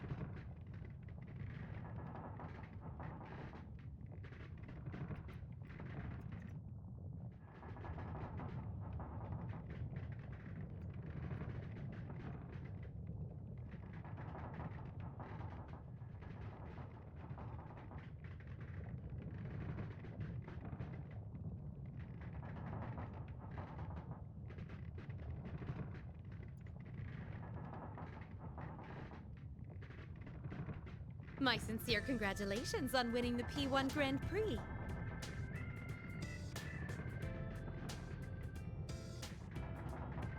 A sudden voice surprises me, and I turn around. Standing right there is a woman in deep azure-colored clothes. Adachi-san's nowhere to be seen. Elizabeth? What are you doing here? Though what you just defeated now was different in form, it appeared to be another embodiment of man's consciousness that wishes for death.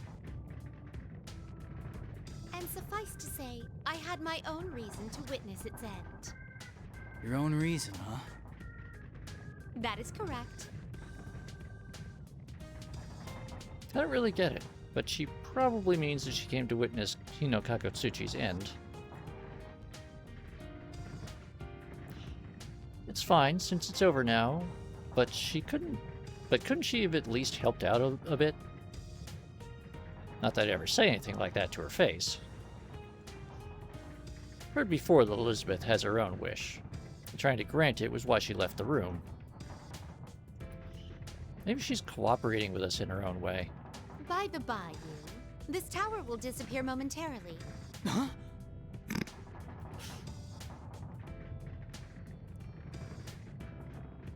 That's right, I completely forgot about that. This tower is a transient thing that appeared in the red fog, and so now that the fog's gone, this place will go back to its usual self. You also got me high. Can I ask a favor, Elizabeth? A favor? Depending on what you ask, I'll have to demand payment. I'm not sure about that. But can you please send all my friends in this tower somewhere safe? Haha, if that is all you ask, it's as easy to grant as having an orange at a kotatsu. You've actually used a kotatsu? No, it was merely a figure of speech. I've never so much as seen a kotatsu. Very well then, I will transport your friends to somewhere safe as you wish. Oh, where would this somewhere safe be? Ah, yes, the perfect place has occurred to me. I shall send you all there. I wish she wouldn't decide things like that on her own. It'd be nice if she'd just tell me where she's going to send us.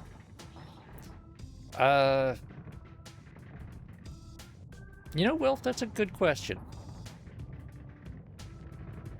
Possibly.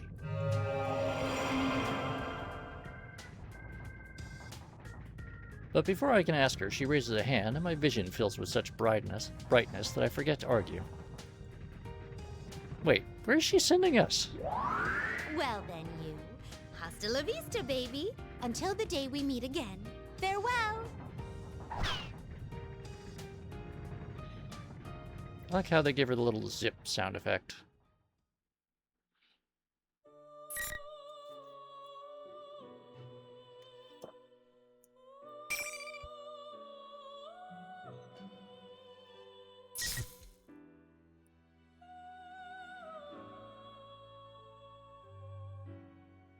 Okay, chat. Quick question. Do we stop on that cliffhanger?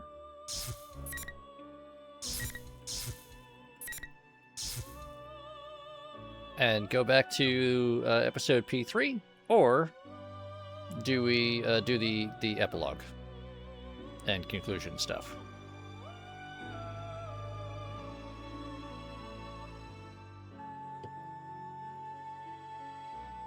In fact, you know what? I have to step away for a couple of minutes. I apologize, but I will give you a couple minutes to discuss this amongst yourselves, and I'll be right back.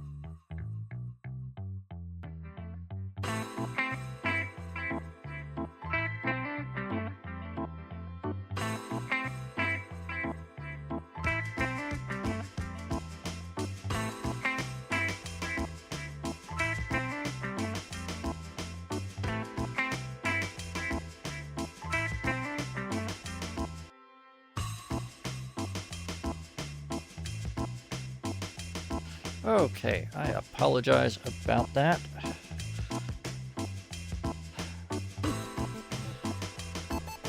Okay. So, thank you for covering me while I had to step away. Excellent use of dancing emotes there, Grimos. And let's see.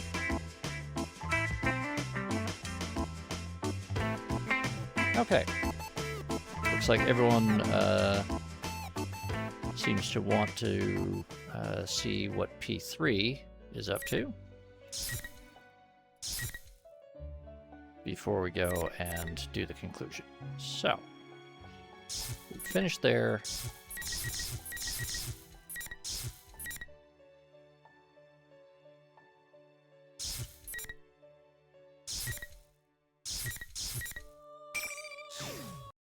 So I guess we'll pick up here.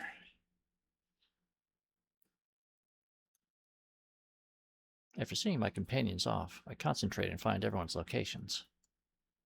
I've been entrusted with the task of providing support to everyone else. The ability to disseminate information among them all will be the key in navigating through this twisted labyrinth. Since I cannot fight directly, I need to help everyone as much as I can with my own abilities. Are you all okay? I don't sense any enemies nearby, so please concentrate on regaining your strength. Right. Ow. Yosuke. Are you okay, Fuka-san? You were only rescued a little while ago. Is it okay for you to use your persona so soon? Thank you. I'm all right. I'm sorry we dragged you into this. Chie-san is concerned about me, though I'm sure she has been badly hurt herself. Oh, we just screwed up. We're really thankful you guys came. In any case, let's recover as quickly as possible so we can go after Labrys and the others. Yeah, I agree.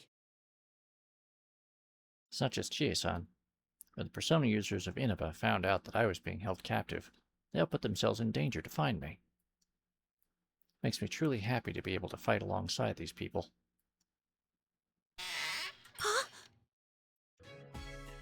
Without warning, one of the caskets in the room opens with a creak, and a tall man steps out of it.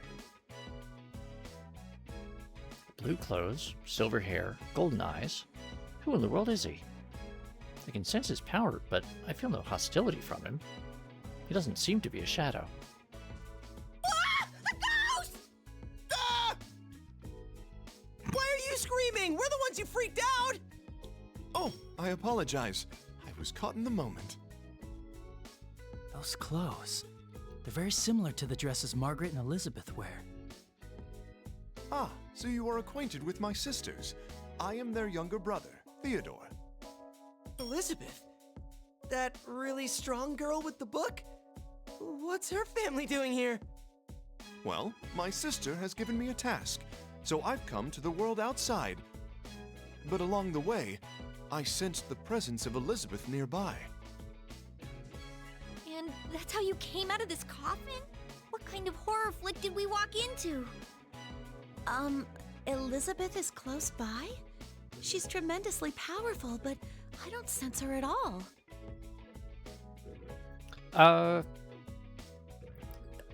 Wilf? From the looks of things, he is still on his quest. Oh, she is most likely hiding her presence, so as to not hinder your journey. But I am certain that she will be watching over a battle around here. As evidence of this, please look here. There are potato chip crumbs in the bottom of this coffin, and in her favorite flavor at that.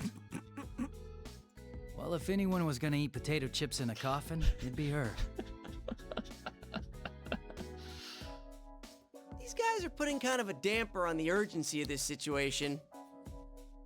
I like the local variety with the beef flavor. Oh, I can't get enough.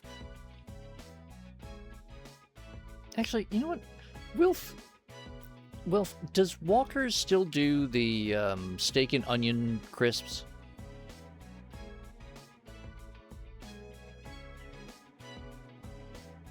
Because those were really good. And we can't usually get them here. And it makes me sad. Can we stop talking about potato chips? Theodore, right? We haven't run into Elizabeth. Yes, it seems I was just a tad too late. It's all right. There was merely a little something I wished to ask her. What's that?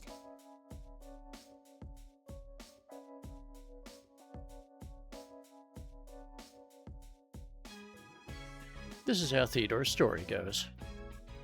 While out on an errand, Theodore saw a glimpse of his older sister Elizabeth. He then decided to follow her and eventually reached this tower.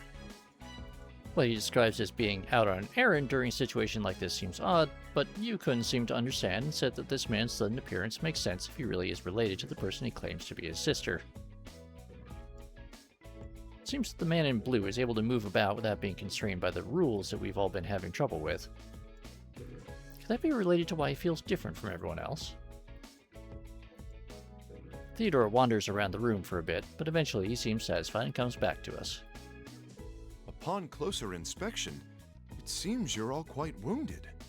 Forgive me for asking so brazenly, but why is it you continue to fight, even when you have been hurt to this extent? Why? I'm a little bewildered by the sudden question. What are we fighting this battle for? Are you asking why we're fighting? One moment, please. Theodore raises a hand to stop us, then furrows his brow in thought. Hearing it from you would be too easy. I see.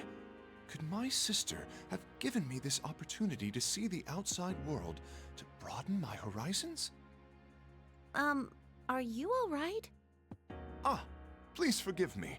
It seems I have a great deal to learn for myself. I guess he's kind of reached a conclusion. I'm sorry for causing you trouble. It seems this is a question I must answer on my own. Now, if you'll excuse me, I'll be taking my leave. Huh? You mean you're going back? Oh no, Wilf, that's terrible. Those are some of my favorites. I could have sworn I just saw them recently when they were doing some sort of promotion in advance of the World Cup. That is unfortunate. Yes, this conversation with you has been highly significant. Please, excuse me. What the hell was that just now? I've got no idea, but...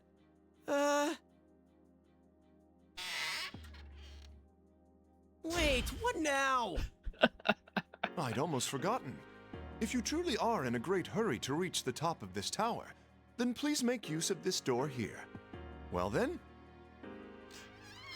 What door? That is a coffin! That was mysterious. Theodore asked us why we were fighting.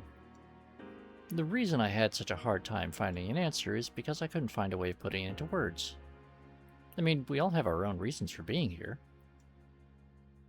We peek behind the coffin lid that Theodore left through and discover a set of stairs leading up. I thank the man for his brief but helpful appearance, and then try to locate the others once again. Good. I can sense everyone's strong wills as they go around the school. It's reinvigorating, and I feel my own spirit lifting. What I need to do right now is focus on doing my best.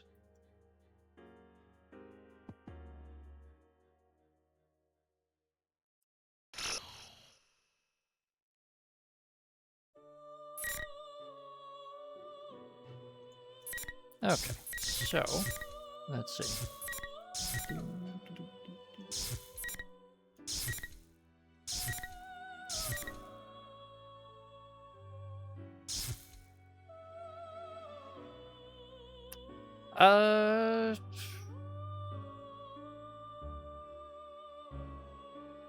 Arguably true, Grimos.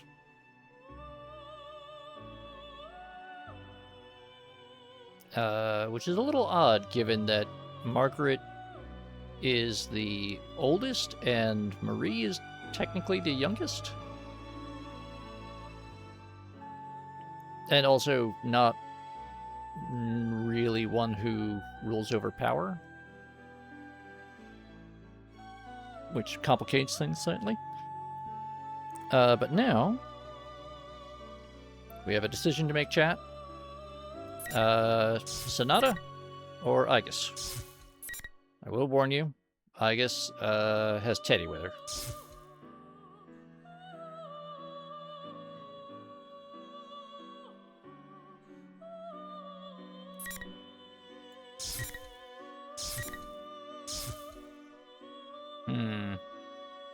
It's a 50-50 split, but I did see Silicon first. So Sonata it is.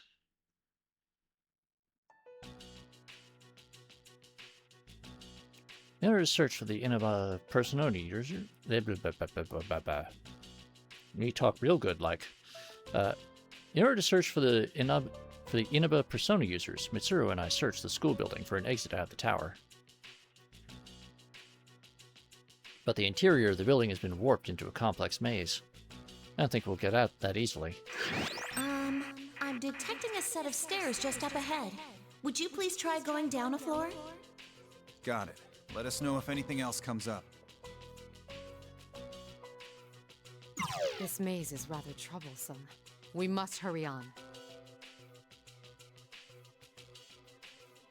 Mitsuru mutters to herself after she and Fuka end their conversation, and her voice sounds tenser than usual. Looks like something's on her mind, so I decide to talk to her. Are you still upset at how you and his friends got caught up in this? I am, but what truly bothers me is how I cannot get a full grasp on the Sho Minazuki character, who has been behind everything. Are we sure he's a persona user? When he fought against Labras, he didn't use a persona.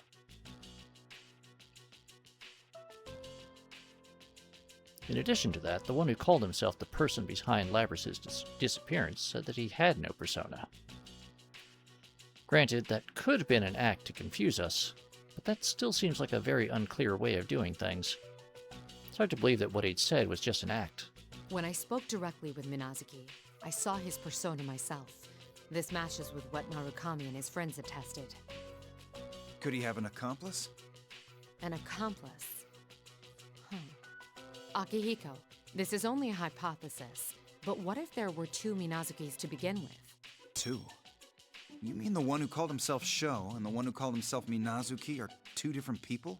No, his personalities changed before our very eyes. There's no doubt that they're the same body. But what if this isn't a case of multiple identity disorder? What if the two truly are completely separate personalities existing in the same body? Completely separate? What do you mean? Mitsuru-senpai, I'm detecting a shadow just up ahead of you. We immediately end our discussion when Fuka's voice reaches us. There's only one door ahead of us, at the end of the hallway. I don't see a way around whatever's in our path. It'd be too much trouble to try to head back. Let's break through here, Mitsuru. It seems there's no other way. The situation is growing more and more dire by the moment. We must deal with this as quickly as possible.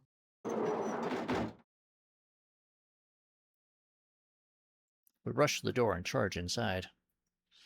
On the other side is a normal classroom. Well, normal if you ignore the bizarre decorations all over, with a blackboard, lectern, and rows of desks. The ace detective of Inaba is waiting for us here. It's been a while. You two seem to have made it out of your predicament. How does it feel to have been rounded up like that? This Naoto is a fake. There's no reason to doubt it. But it's well made. It'd be hard to tell the difference unless you had shadow detecting abilities like Fuka.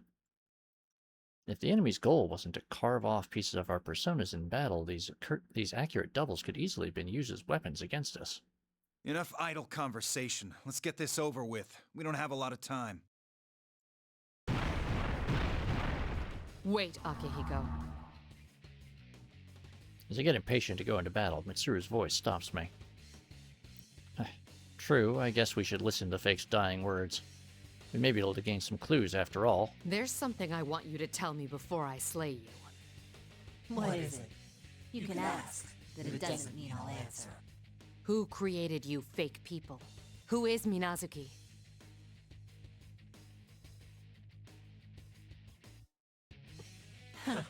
That's an odd thing to ask. Didn't you meet him yourself only a few moments ago? You should ask him yourself. Then again, you won't be getting that chance as you'll never leave here. Alright, chat. Mitsuru or Akihiko? What are we doing?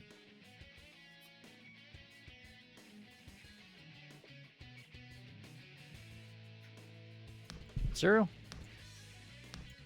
Nope, stab. Mitsuru it is.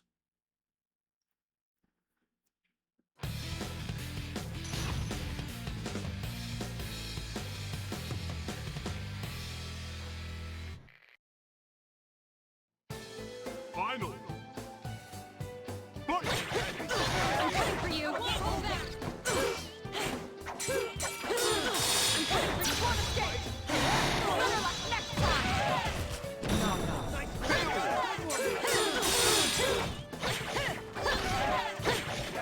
I'm coming for you! One mistake! Better luck next time! No mistake! Dominated them. That was great to watch. Sonata, phrasing.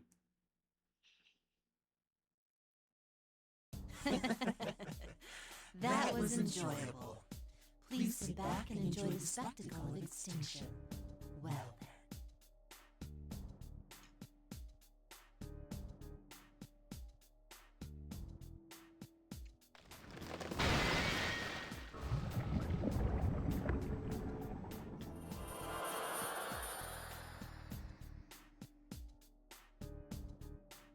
With an irritating jeer, the fake Naoto begins to crumble. It is very stabbily done, Grimos. Very stabbily indeed.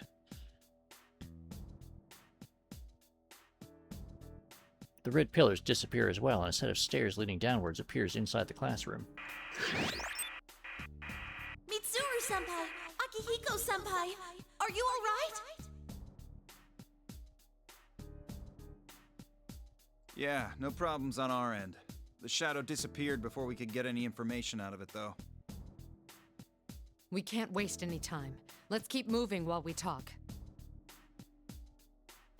Okay, please head down those stairs then. That should get you out of the tower.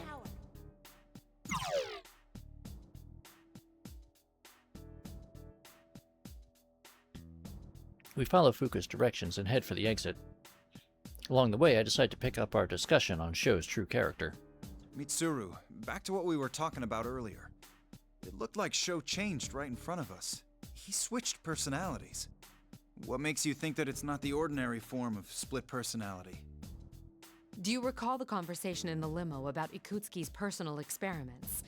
I said there was an indication that a plume of dusk was used. You mean the human experimentation we were talking about? It's definitely something a guy like Ikutsuki would have come up with. What if Ikutsuki's experiments on Minazuki involved transplanting a plume of dusk into a living person? What? Why would he do something like that? Considering that it could have been part of Ergo Research's attempts to create artificial persona users, it makes sense. It's most likely that Ikutsuki implanted a plume of dusk into Minazuki in order to intentionally try to force a persona to appear. But Sho Minazuki didn't awaken to the persona ability. That much can be gathered from the fact that Ikutsuki labeled the experiment a failure. That bastard performed terrible experiments on young children, all for his own gain. And he called this a failure? Ikutsuki put something strange inside a living person and simply wrote off what he did as a failure. That only proves how insane he'd been. Contrary to Ikutsuki's expectations, though, the experiment had a different result. What? Don't tell me. If a plume of dusk was implanted into the body of a person who already had a personality, what would happen? A plume of dusk stimulates the creation of an ego. So it's not out of the question that it would create a new personality in the same body. In other words, it wasn't split personalities in Sho's mind, but two completely different entities in the same body? The original Sho and the personality that was created when the plume of dusk was put inside him now calls itself Minazuki. Maybe it's the second personality that has the ability to use a persona. According to the records, after the operation, Minazuki entered a vegetative state after some time. Thus, Ikutsuki let go of Minazuki. He was then transported to a hospital in the suburbs of Inaba, and there are no records of Minazuki from there on. What happened from that point on, I can only speculate. But I wonder what sort of life Minazuki led after he regained consciousness. Mitsuru's expression softens. Even if Minazuki was created by Ikutsuki, this is just one last way that Ikutsuki's ghost still haunts us.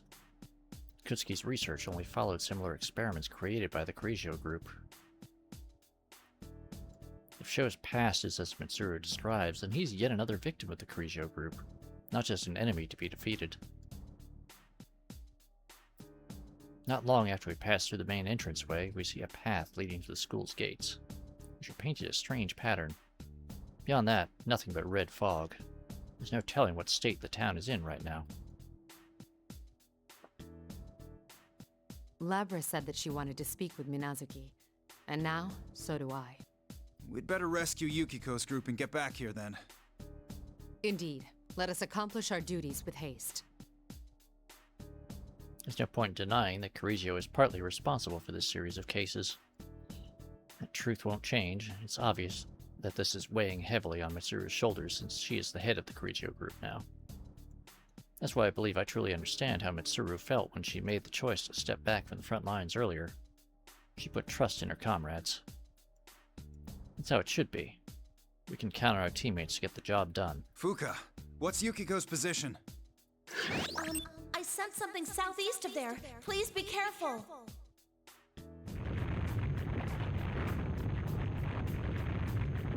As Fuka's communication cuts out, the school building behind us makes a groaning sound.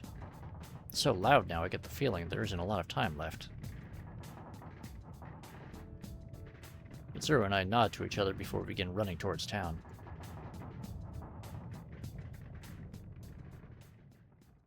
Indeed, Grimos. Actually, we can roughly chart out when the Kirijo group was established, because they split off from the conglomerate that was at the heart of Persona 1. And that family, which I forget their name right now. I can look it up later. But, alright. What's Aigis up to? And why is she not murdering Teddy? I'm worried about Yuki-chan and Rise-chan. Hang in there, ladies. I'll come get you in no time. Still, this hallway has been going on forever. If this continues, we will be unable to make any progress. My lengthy time bound to the cross results in a serious drain of my energy reserves. My condition has deteriorated to the point where even normal maneuvers will be difficult. If we were to face another shadow, I might be at a severe disadvantage. On top of that, the young man named Sho displayed godlike abilities. My sister and the others are in pursuit of a target with the power to freeze everyone present. I can't help but worry about them.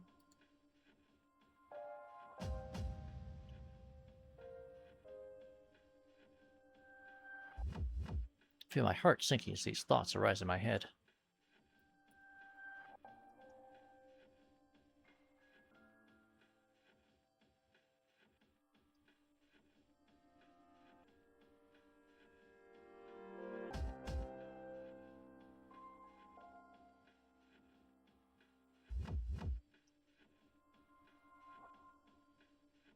Perhaps his increased chattiness since we left the other... Teddy walks along with me, peering into each of the classrooms as we pass them. Perhaps his increased chattiness since we left the others is an attempt to lighten my spirits. Aww, just thinking that danger is closing in on those innocent ladies even as we speak is making my fur fall out. I'll be positively bare. Teddy, you are the danger. Your fur is falling out. Perhaps it is merely your shedding season. No. I'm extremely sensitive, and I lose fur when I'm stressed. Just the other day, Kanji lured me into a trap with some ice cream. He then kept nuzzling me over and over, and I ended up with a big old bald spot on my head. It was terrible. I see. Kanji-san's extreme expression of love puts stress upon your fur. I will add that to my data file on you. By the way, are you tired at all, Ai-chan? If you do feel a little logy, feel free to snuggle up against me whenever you like. No, I'm more concerned for the others in town. No, completely ignored. But I'm sure they'll be okay. My friends are really strong, you know. You trust them, don't you? Of course! You believe in Michan and the others too, don't you? Yes, I do. They're all precious to me. We're the same after all. You're sparkling too. Sparkling? I love everyone who's nice to me, and the world where everyone that I love lives in really sparkles. And I want to protect that sparkle and help everyone out. Teddy's large eyes are guileless and honest when he speaks of his friends. Indeed, Silicon. I'm an anti-shadow weapon, and yet Teddy's presence is similar to those of the shadows that I have been exterminating. Does that have any importance? Thinking about someone else strengthens your own powers. We know of that phenomenon. So why doesn't that Minazuki guy get that? Does he not see the sparkling? No, Teddy. No, he does not. Teddy then declares that it's up to him to become Minazuki's friend. Eventually, we come to a door next to a sign reading Music Room. Teddy sniffs for some time as if searching the room, then sneezes loudly. Achoo! Ugh.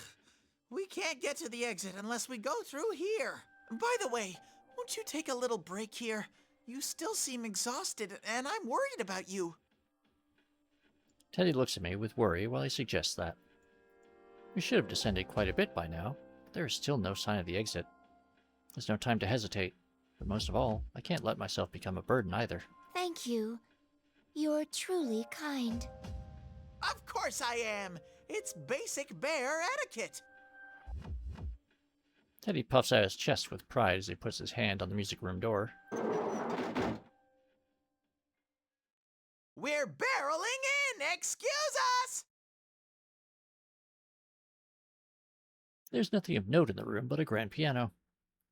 I'm about to suggest that we take a short break here, but a warning alerting me of an approaching shadow appears in my vision. It's reading. It's close. Targets acquired. An anti-shadow weapon and a shadow. Commencing elimination. When I hear that flat mechanical voice, a giant axe instantly appears above us. In a flash, I realize that we are being ambushed. My body is too exhausted to move like I want it to. It's going to hit me. If I take any more severe damage, I'll be destroyed. Ai-chan! Teddy shoves me away and I tumble to the floor. The fog and dust stirred up from the impact begin to settle, and I see the giant blade embedded into the floor right where I'd been standing. Teddy had been hit by the attack meant for me. Now he's lying motionless on the ground. Man, you're weak. I was just trying to surprise you a little. You're a copy of my sister. I was ordered to take part in a battle near here. But that don't matter anymore. I'm gonna do whatever I want starting now. Ai-chan, run! Man, Shadow's persistent. Once I'm done with Itis, I'm gonna grind you down to fertilizer. No, no, Shadow Levers. Kill Teddy first.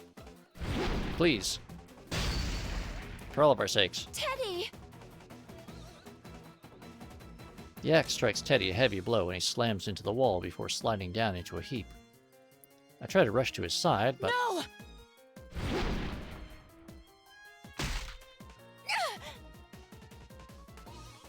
I wasn't careful enough. The strike at Teddy was part of a combo, with the second attack anticipating that I would try to come to his aid. I was able to avoid a direct hit. The tip of the axe catches my leg with a dreadful noise. I stand up and prepare to dodge any further attacks, but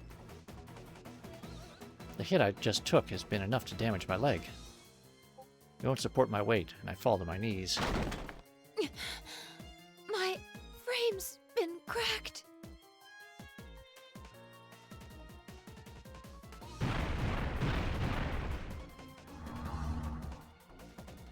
A copy of my sister smirks confidently and slowly approaches me. It seems to know that I'm incapable of moving with any agility now. Right then, I notice that the red pillars have appeared in the corners of the room, trapping us. There's no way to escape. I was trying to hurt you, you know? I knew you were weakened, Itis. It's so easy. Just target the weakest one, and the numbers will drop on their own. These bonds are pretty useful.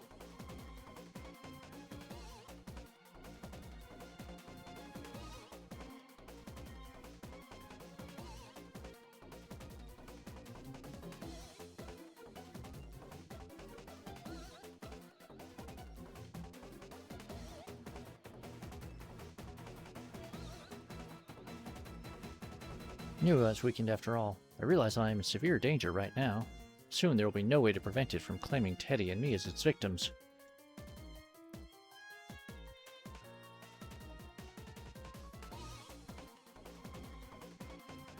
That's what I thought I had understood. Up until now, I'd witnessed how my sister's shadow and how my sister herself fought when her heart had been disabled. That's why I thought that I had understood how to deal with this fake version of her too. When my sister was in that state, she and her shadow had fought in the same way, using her body's full potential and fueled by an inner drive to destroy. Each attack from them was a threat, but such straightforward opponents are simple to deal with. But this fake is different.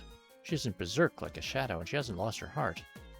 In other words, she has both cunning and power, and can fight like my sister when she's in her normal state. In other words, she knows of my special qualities as an upgraded version of her hardware, and can precisely target my weaknesses. The biggest difference between the 5th generation Labrys, my sister, and me is our attack ranges. While my standard weapons are firearms, my sister has no long-range weaponry aside from some of her persona's abilities. Normally I would have an advantage over her, provided that I'm able to keep a distance between us. My damaged leg robs me of my mobility, so I can't do that right now. The fighter able to hit harder will have the upper hand here. The devil must have known that and targeted my legs from the start. I already made a mistake in the limousine, and this will be my second blunder today. If only I had been better able to deal with things.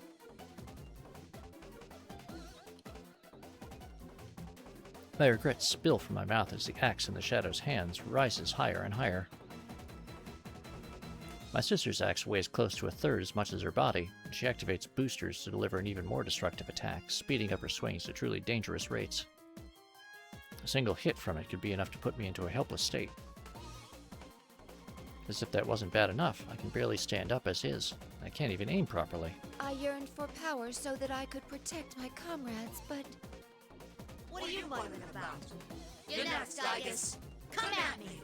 I couldn't respond to a sudden ambush. Those close to me have been wounded. I can't save anyone like this.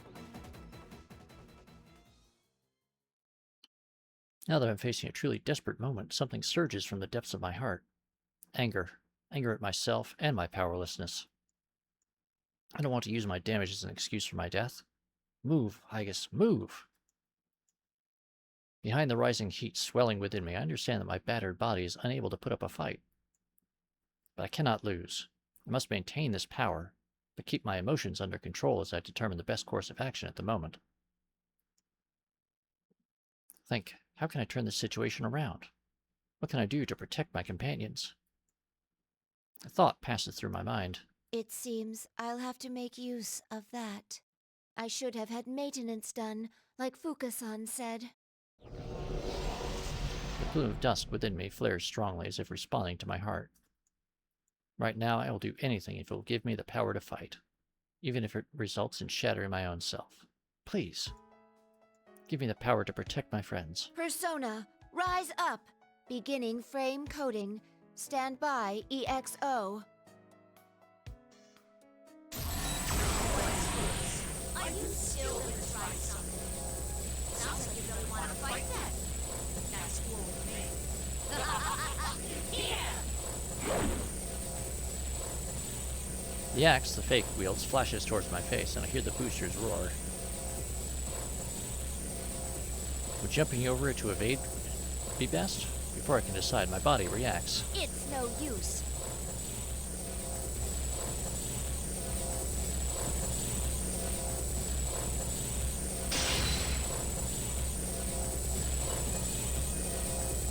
I cross my arms to take the brunt of the strike on my forearms. Violent sparks fly up in the collision, and the force of the attack travels throughout my entire body. What? You stopped it just like that? Couldn't you? I'll just slice you in half! My sister's fake stares where she is and leans heavily onto the axe, pushing it against me. My joints scream as I try to push back, and white smoke streams through the gaps in my armor. My internal sensors repeatedly report that I'm operating my maximum capacity. It's not enough. I need more. More power. Oh, my! Ai-chan's shining! What are you doing? Teddy seems to have been awakened by the violent sounds of our clashing and stammers as he lifts himself off the floor.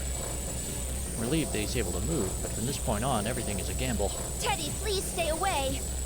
The probability of maintaining self-control in this mode is less than 1%.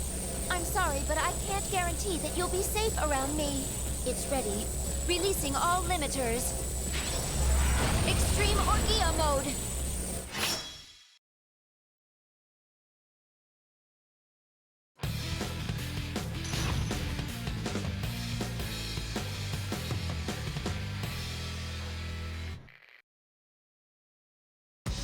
Finally!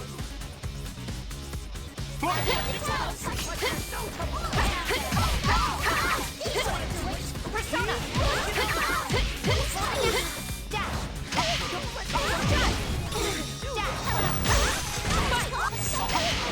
damage. Blood damage.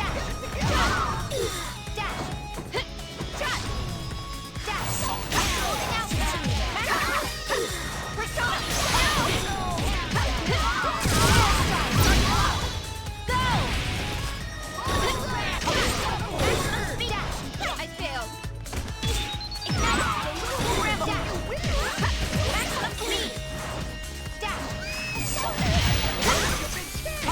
Evasive move. Heavy damage. Blood damage.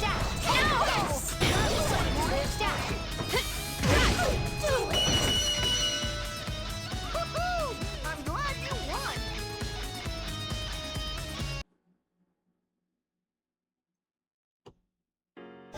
I am overheating.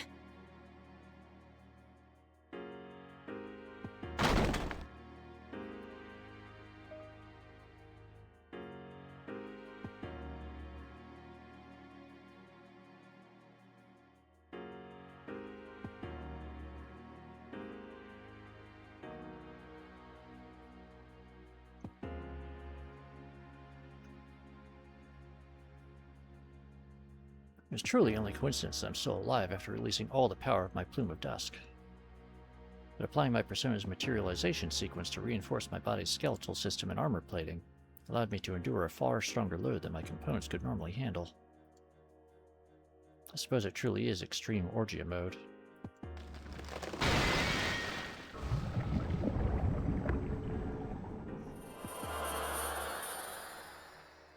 My sister's double turns into a black mass and begins to melt. As it collapses into a puddle, glimmers like golden sand trickle upwards out of it and disappear into the ceiling. I finally reach Teddy and help his injured round body sit up. Teddy! I'm so sorry. It's my fault. Ai-chan, you were so cool. I regret nothing. Please, take care of Yosuke. Teddy!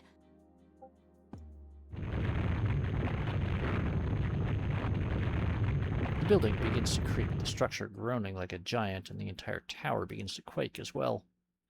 But the creaking and tremors are getting stronger compared to what we had felt earlier.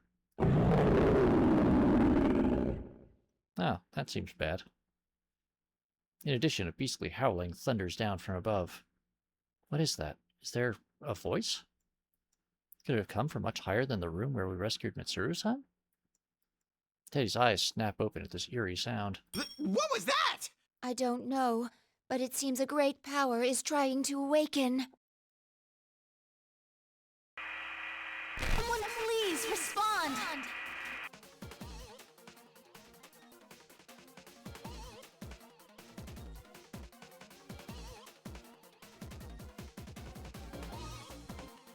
Just then a desperate plea, cluttered by interference, squeaks out in my mind.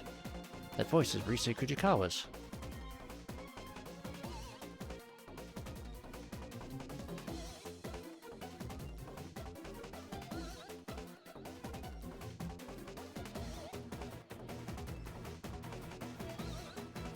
Communication seems to be coming from quite a distance outside of this building. Rise-chan, you're okay! Oh, I'm so glad! Teddy? Teddy, is that you? Where are you right now? Are you hurt? I'm in the tower that appeared at school. I'm with Ai-chan, so I'm okay. I think. Ai-chan? You mean Aigis-san? Aigis-san, please listen. There's a ton of red fog swirling around the top of that tower right now. Where are you, Rise-san? Can you see this place from there? Yuki Senpai and I are in town searching for but we can't get out because there's a horde of shadows closing it. The message is cut off before we can hear the entire thing. From what it sounds like, Rise-san and Yukiko-san appear to be in town together just as expected. If she said horde and shadows so close together, they must be facing a dangerous situation. We have to go at once! Rise-chan, we're coming for you! Ow! Ow! Ow! Ow! Please wait, Teddy. We've both been damaged quite badly. If we move now, we'll likely be in danger. Yeah, that's true. But I just can't sit here and wait. Away! My back! Teddy was surely wounded quite badly, but knowing his friends are in danger, he seems unable to contain himself and attempts to force himself up to his feet. I feel the same way. I must relay to everyone what Rise-san said about the school as soon as I can. When I approach the window to find out where we are, I see two figures leaving the school building. That's Mitsuru-san and Akihiko-san. Thank goodness! They managed to get out before us! I can understand why you want to hurry, but those two are attempting to rescue the others as well. Let's proceed with caution so that we can meet up with them quickly. If you can see out the window, you can just throw Teddy through it. Mysteriously, I can still move as well. Even though my frame has reached the very limits of its operational tolerances, and my joints creak ominously, the sheer strength of my emotion to save my friends forces my body into action. If Teddy and I feel the same way, I'm sure we can keep moving. Got it! Ow! Anyway, let's move! I'm getting fired up! Let's do this! Onward! As they say, yeah! I can't help but smile at Teddy's enthusiasm. We leave the music room and the wreckage left behind from our recent battle and run down the hallway towards the exit.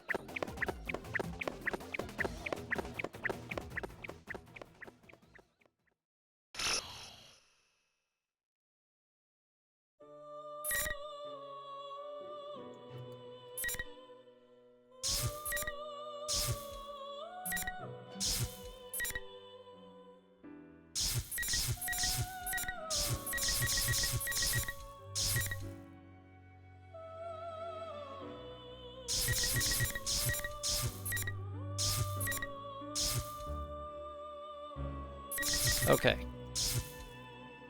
Chat, what do we do next? Are we going to go check on Labris and her crew, or are we going to check on Mitsuru going to town? What you think?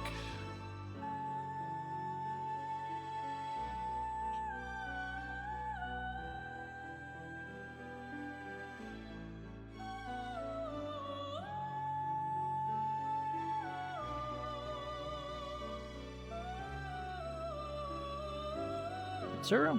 Okay.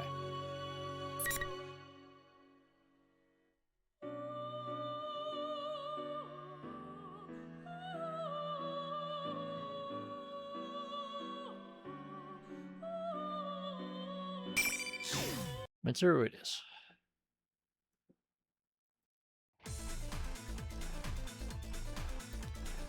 We run at top speed through the fog enveloping the town of Inaba.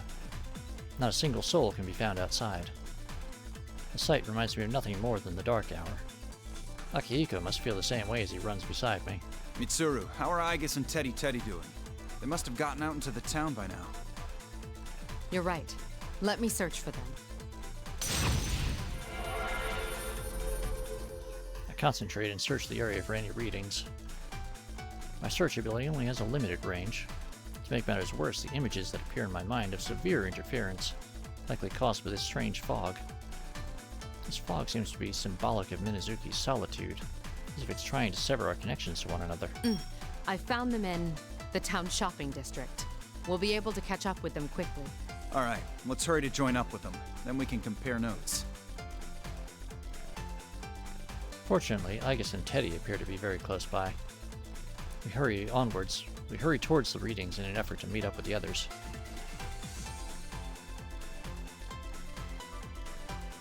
Ow! My back still hurts. Getting old sucks. God damn it, Teddy. You're not old. Do you age, Teddy? I don't. Oh, by the way, there's something I've been meaning to ask you, Ai-chan. Is there anyone you like? What do you mean? Come on, you can't fool me. If you don't have anyone, then you and me should... Teddy, shut the fuck up. Aigis! Teddy! Michan! Aki! Akihiko-san! Mitsuru-san! Thank goodness you're both safe! Whoa, what happened? You're both beaten. I was careless. We were ambushed by an enemy and suffered severe damage. Though they're acting brave, it's obvious at a glance that both Teddy and Aigis have been severely injured. It's clear that they won't be able to fight properly for a while. Is someone... Please respond... Rise-chan! I hear you! Talk to your lover bear! Is that you, Kujikawa? We can hear you. That voice! Mitsuru-san?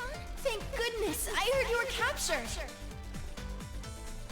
Yes, but we're fine now. I'm sorry to have worried you. Where are you right now? Yukiko-senpai and I went out to look for Kanji and the others, but the town's turned into a maze. I lost track of them while we were getting our bearings. We're thinking about heading back to Junes right now. All right, keep going to Junes. We'll head over too, so we'll meet you there. Tatsumi and Shirogane should have arrived already. Understood. Please be careful. Alright, now that that's decided, we need to hurry. Aigis, Teddy, can you go on? Leave it to me to guide you to Junes. I'll use my nose and... Achoo!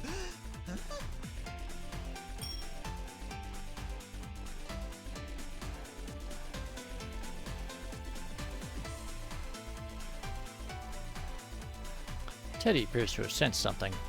He turns and looks at a shape that appeared further down in the shopping district. After all that's happened, do they still intend to make us fight? No, from here on they're just doing this to buy time. The shape ahead draws closer and I see that it's a double of Sadanaka. There's no need to wonder about whether this is the real one or not. Oh, you left everyone else inside and ran away? What happened to all that fun stuff? Oh, maybe they just don't need you anymore. I guess you're the runs of the litter. A fake Chie-chan! Bears have packs, not litters, and we're not runts! It's fine, Teddy. Let it say whatever it wants. Stop Teddy as he tries to lash out in response to the fake Sadanaka's harsh words. It's true that we made a mistake in being captured by the enemy before this started, but still. I've made some errors this time, but we have our comrades. Even if one of us was to fall, the rest of us can complement each other. My standing here right now is a result of the trust we have for one another. I will carry out my duty, and you will be stopped.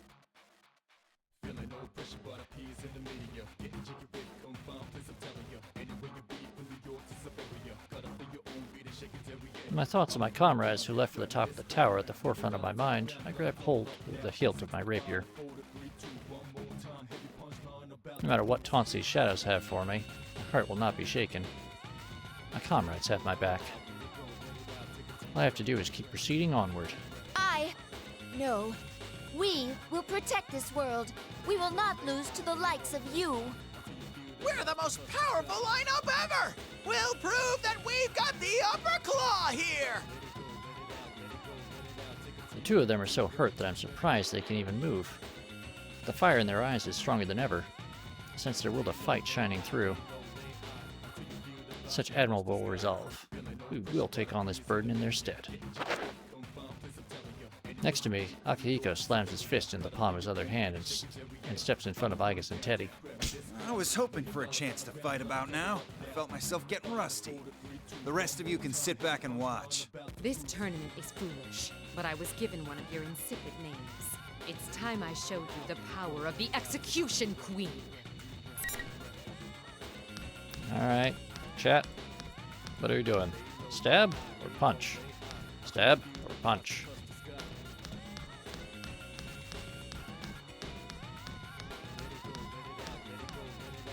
Stab it is.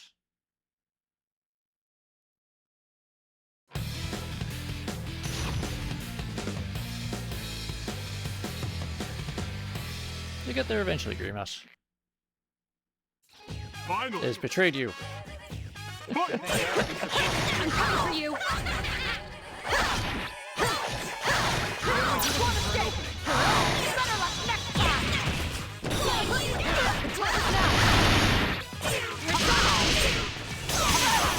Ow.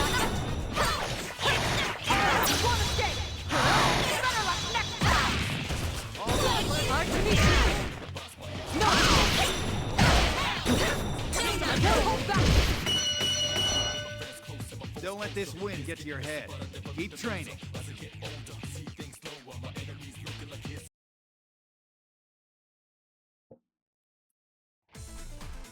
We don't even turn back to look at the melting shadow anymore. We rely on Teddy's nose and run with all our speed through the red fog towards Junes.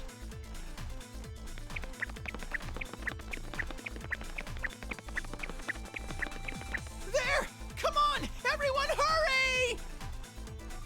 We eventually see the large store that I had last been in when we exited the TV world.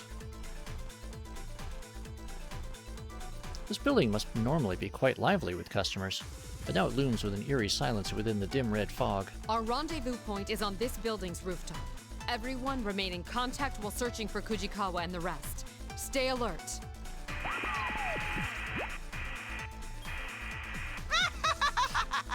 Take care, Wilf. Every day's great at your Junes.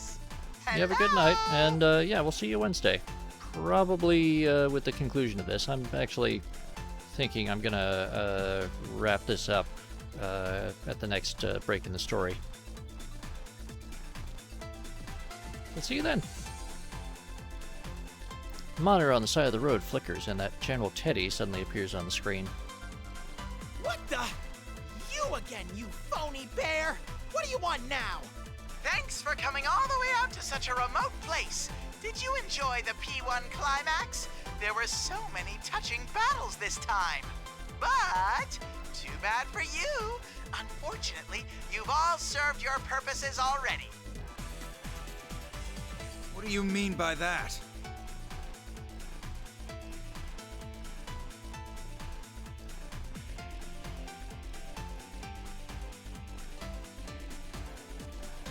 Just what I said! When you fought, you released fragments of your personas, and I've gathered more than enough of them. Thus, there's no reason to keep you persona users alive any longer. Prepare to be swallowed by a surge of shadows! Once General Teddy finishes, the monitor shuts off. Silence fills the area once again. What is this shaking? With a thundering roar, a viscous black liquid geysers up from everywhere. This black wave surrounds us, whirling madly, and begins to close in. Ah! What the? There are so many shadows. They're going to attack. Please, be careful. Cheeky bastards. Come! Persona! Indeed, Primus, the wave of goo. Akihiko's persona, Caesar, swings its sword towards the approaching black wave. The mass of shadows retreats for a moment like a receding tide, then immediately surges towards us like a tidal wave. Artemisia! Persona! Initiating summon sequence. Athena! We summon our personas one after another and have no choice but to fight back. If things are this bad out here, I have to worry about Kujikawa and the others who are inside. We must get inside as soon as possible and meet up with them. But the horde of shadows pours forth without stopping, giving us no respite. Even the entrance to Juness has been completely covered with the black mass. If this becomes a drawn-out battle, then obviously we'll be at a disadvantage. I feel a sense of listlessness. After being on that cross, I'm severely exhausted. Even Aigis and Akihiko are moving less nimbly than usual.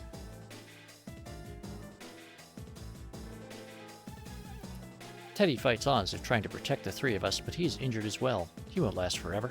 Ugh, if this keeps up... Rise-chan! Yuki-chan! Nao-chan! I'll be right there! More shadows incoming! They're not stopping! Where was he hiding this many shadows? My vision begins to darken as if layers of gauze are being wrapped around my eyes, and I feel more tired than ever.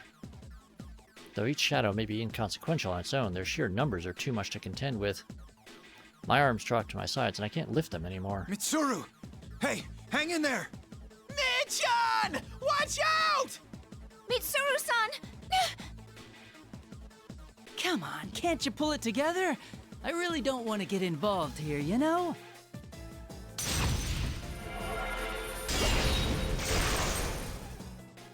What the?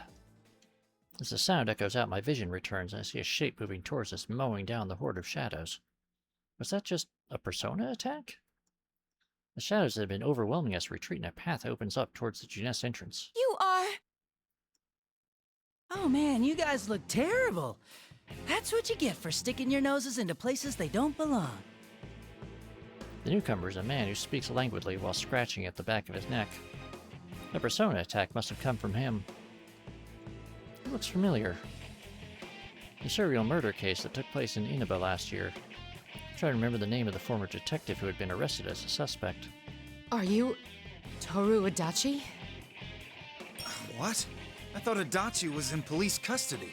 Wow, I'm famous now. You're Mitsuru Kirijo, right? I guess the rest of these people are your subordinates? What What's Adachi baby doing here? Wait, you must be a fake too! Huh? You too? A fake? Yeah, that's it. I'm a fake. Everything about his response radiates insincerity. Seems to be an intelligent but shrewd man. But for right now, it doesn't matter if this man is a fake or not. What matters is why such a person would go out of his way to help us. Why did you save us? It wasn't just for you. If you died here, it'd be trouble for me. I have to obey the rules. Rules? Never mind, I'm just rambling. Still, isn't this an impressive number of shadows? I bet you'd really be able to get up to something fun with this many. Like, oh, say summoning up a god or something? Summoning a god? Is that what that show guy is doing? So this horde of shadows seems to have been gathered here by the other Minazuki after all. He's intending to use them to awaken a godlike being. What he called his world is one where that being has descended. That will result in the fall, utter destruction. I'm just guessing. And if this many shadows were to head over to that tower and start wrecking shit, that building wouldn't stand a chance, would it? Plus, anyone inside would be in for some real trouble, wouldn't they? Well, it's not like it matters to me. I'm gonna be on my way now. Good luck or whatever. Aren't the rest of your friends in here at Juness? You kids love crowding together after all. Don't you think you'll win with those numbers? Hey, stop! Where do you think you're going? Don't, Teddy. I know you want to go after him, but we're all exhausted right now. We need to prioritize meeting up with your friends. Toru Adachi doesn't even look back at Teddy and begins walking at a leisurely pace in the direction of Yasagami High. We quickly lose sight of him as he becomes lost in the muddy stream of shadows. Toru Adachi. At the very least, he didn't seem to be a fake made from a shadow. Is he scheming something after all? No matter what his aims were, it's true that we were saved in the end. Save thinking about it for later. We need to hurry.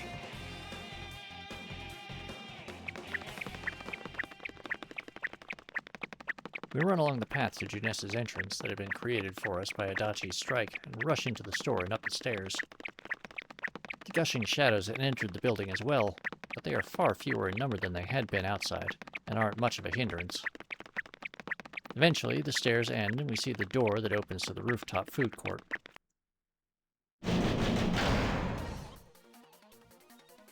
In the food court beyond, a horde of shadows had regained its intensity and continued flooding in, one after another. 4 Persona users from Inaba are fighting them. Even though they are experienced, fierce fighters and have survived many tough situations, it seems they are having a hard fight against the sheer volume of these shadows. Damn it! I'm getting more intense again! There's no end to this! You can't give up. Mitsuru-san and her people should arrive soon. Right. We can't lose somewhere like this. Rise-chan, Now-chan, Yuki-chan! I'm so glad you're all okay! I'm coming over right now! Oh, Teddy! And Mitsuru-san, too! Teddy should have been considerably exhausted and injured, but seeing the faces of his friends must have given him strength. He darts towards his friends as fast as his little legs can carry him and joins their battle line. They're united by a strong bond as well. He can't fall behind either. Ted! Hey! You intentionally left me out, didn't you? You're loud as always. You still have a lot of energy left. You don't go down easy, but I see you're barely hanging on. Don't underestimate me. Half your stuffing's hanging out anyway, so you don't get to say anything. Sorry we're late. You did well in keeping him at bay. We'll join in the fight.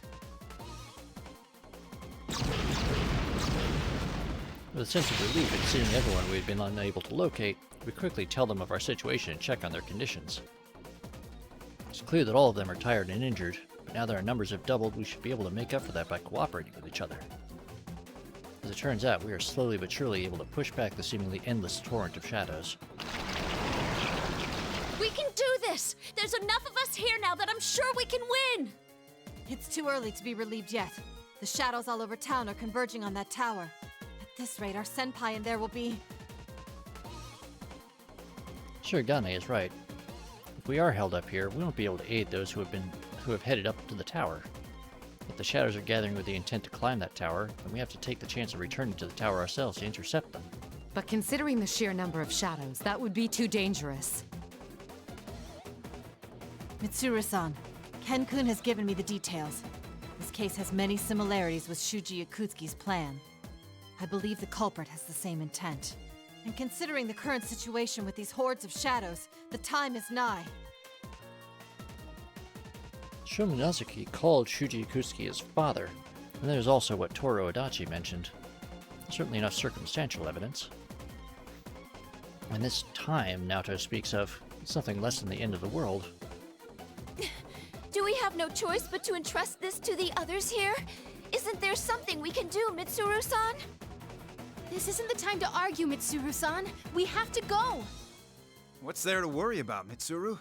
There's only one option here. Everyone wants to return to the tower, completely disregarding their own safety.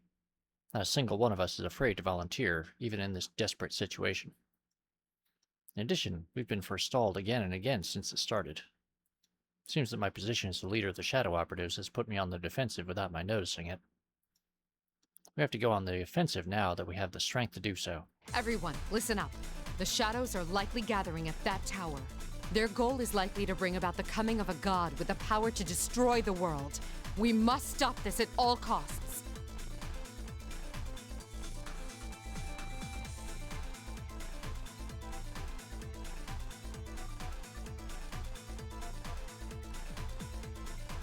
Fujikawa, will you lend me your strength? We'll combine our communication abilities to contact Yamagishi. They need to be told of the danger.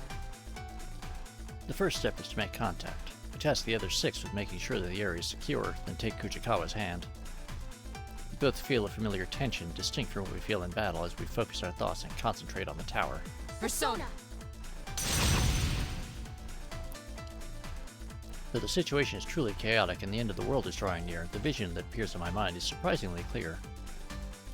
To think that Fujikawa's communication ability is this powerful, it's equal to Yamagishi's. I've also been told that it's evolved to the point that she can participate in combat now. These Persona users of Inaba have great potential hidden within them. That's right, we have the obligation to protect this town, their future. Fukasan is somewhere around the middle of the tower? Hold on, Fujikawa. There's something in the sky. There's a reading of something approaching at high speed from the fog-filled sky. Eventually, the rhythmic sound of a helicopter reaches our ears. A large helicopter with Grigio group markings approaches us out of the fog. The pilot must be... Kikuno! That's you there, isn't it, Kikuno? Respond at once! Lady Mitsuru! Thank goodness you're safe. What are you doing there? This airspace is dangerous. You must withdraw at once to a safer area. You're all putting your lives at stake by fighting.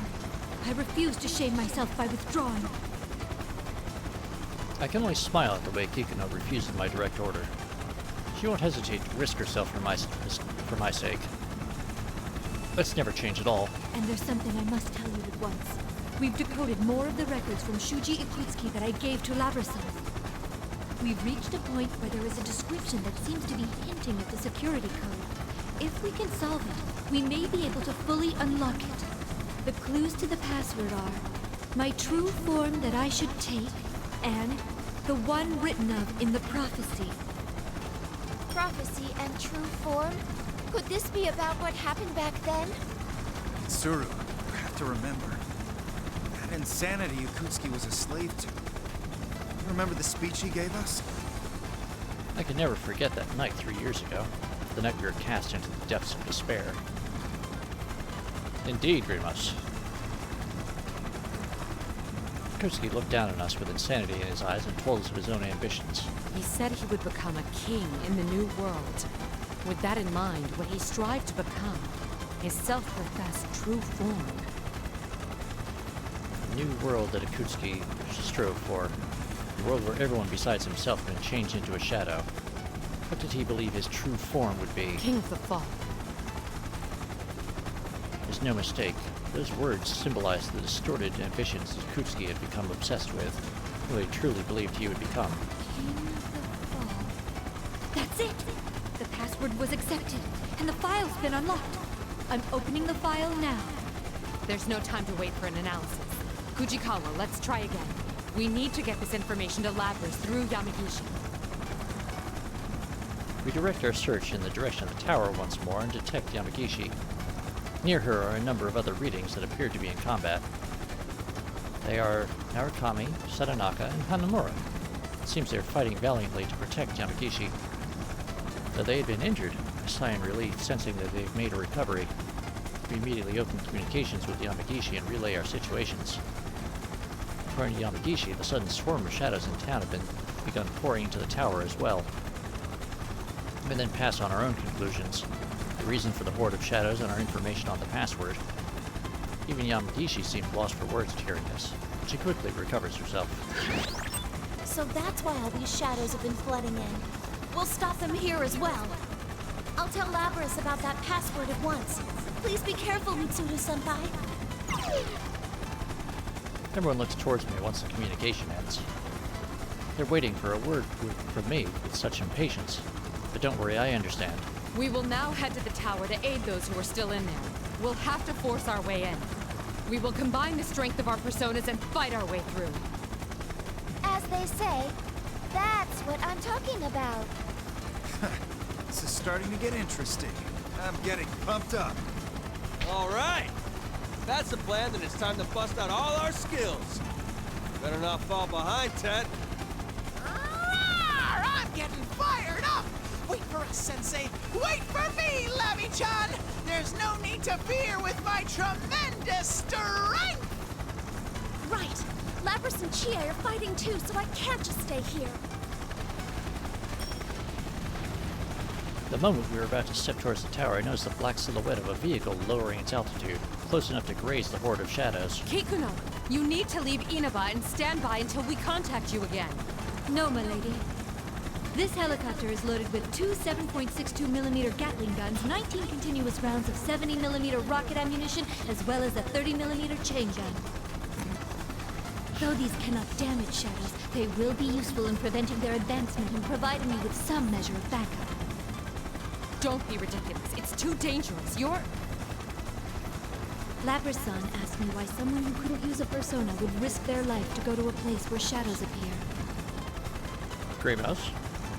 Battle Maid.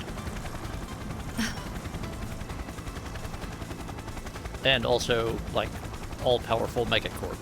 No matter how slight it may be, I can still provide some assistance to you all. I have been prepared to risk my life from the start. My lady, I have my own battles to fight.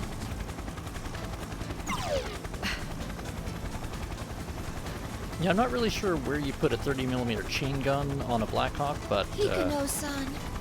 Mitsuru, are you gonna repeat the same mistake? Right. It doesn't matter how strong or weak you are. I've pushed Narukami and his friends away before, and now I'm doing the same to Kikuno. Kikuno, I accept your determination. Aid us from the helicopter. We must reach that tower at all costs. Understood. I will see you there safely, even if it costs me my life. Let us depart. Kikuno's helicopter rotates in place to face the direction we'll be proceeding in.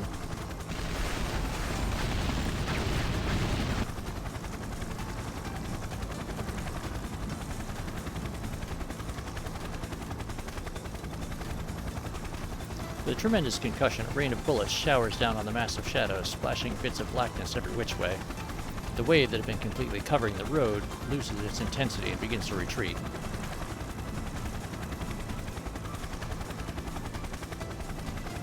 Now! Right! All right! Come! I mean, I guess, but I don't think that you'd have to modify the undercarriage, probably to give it enough ground clearance when it lands. Persona! Go! Persona! Here goes!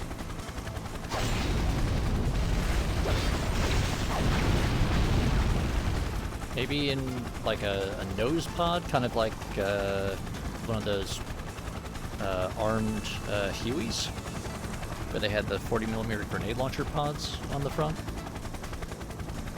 A line of sparkling light runs into the wave of shadows, accompanied by a roaring sound. We can do this. We nod to each other and leap, one after another, into the newly opened path. We must head to the tower where our comrades are fighting, so that I can carry out... No, so we can all carry out our duties.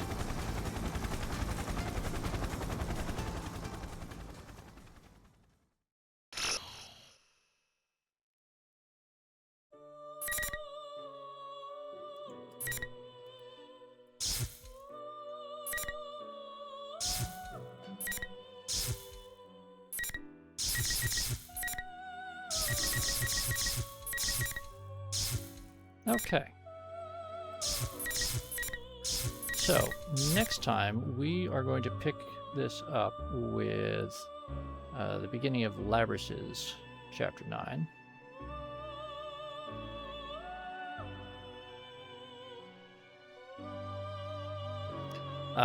But, for today, that's going to be where we call it. We'll pick that up on Wednesday at my usual time, where we will probably finish out this game, and then that means that Thursday we'll probably be picking up the next game in the series. So thank you all for coming out yet again, and let's just take a quick look and see who else is on.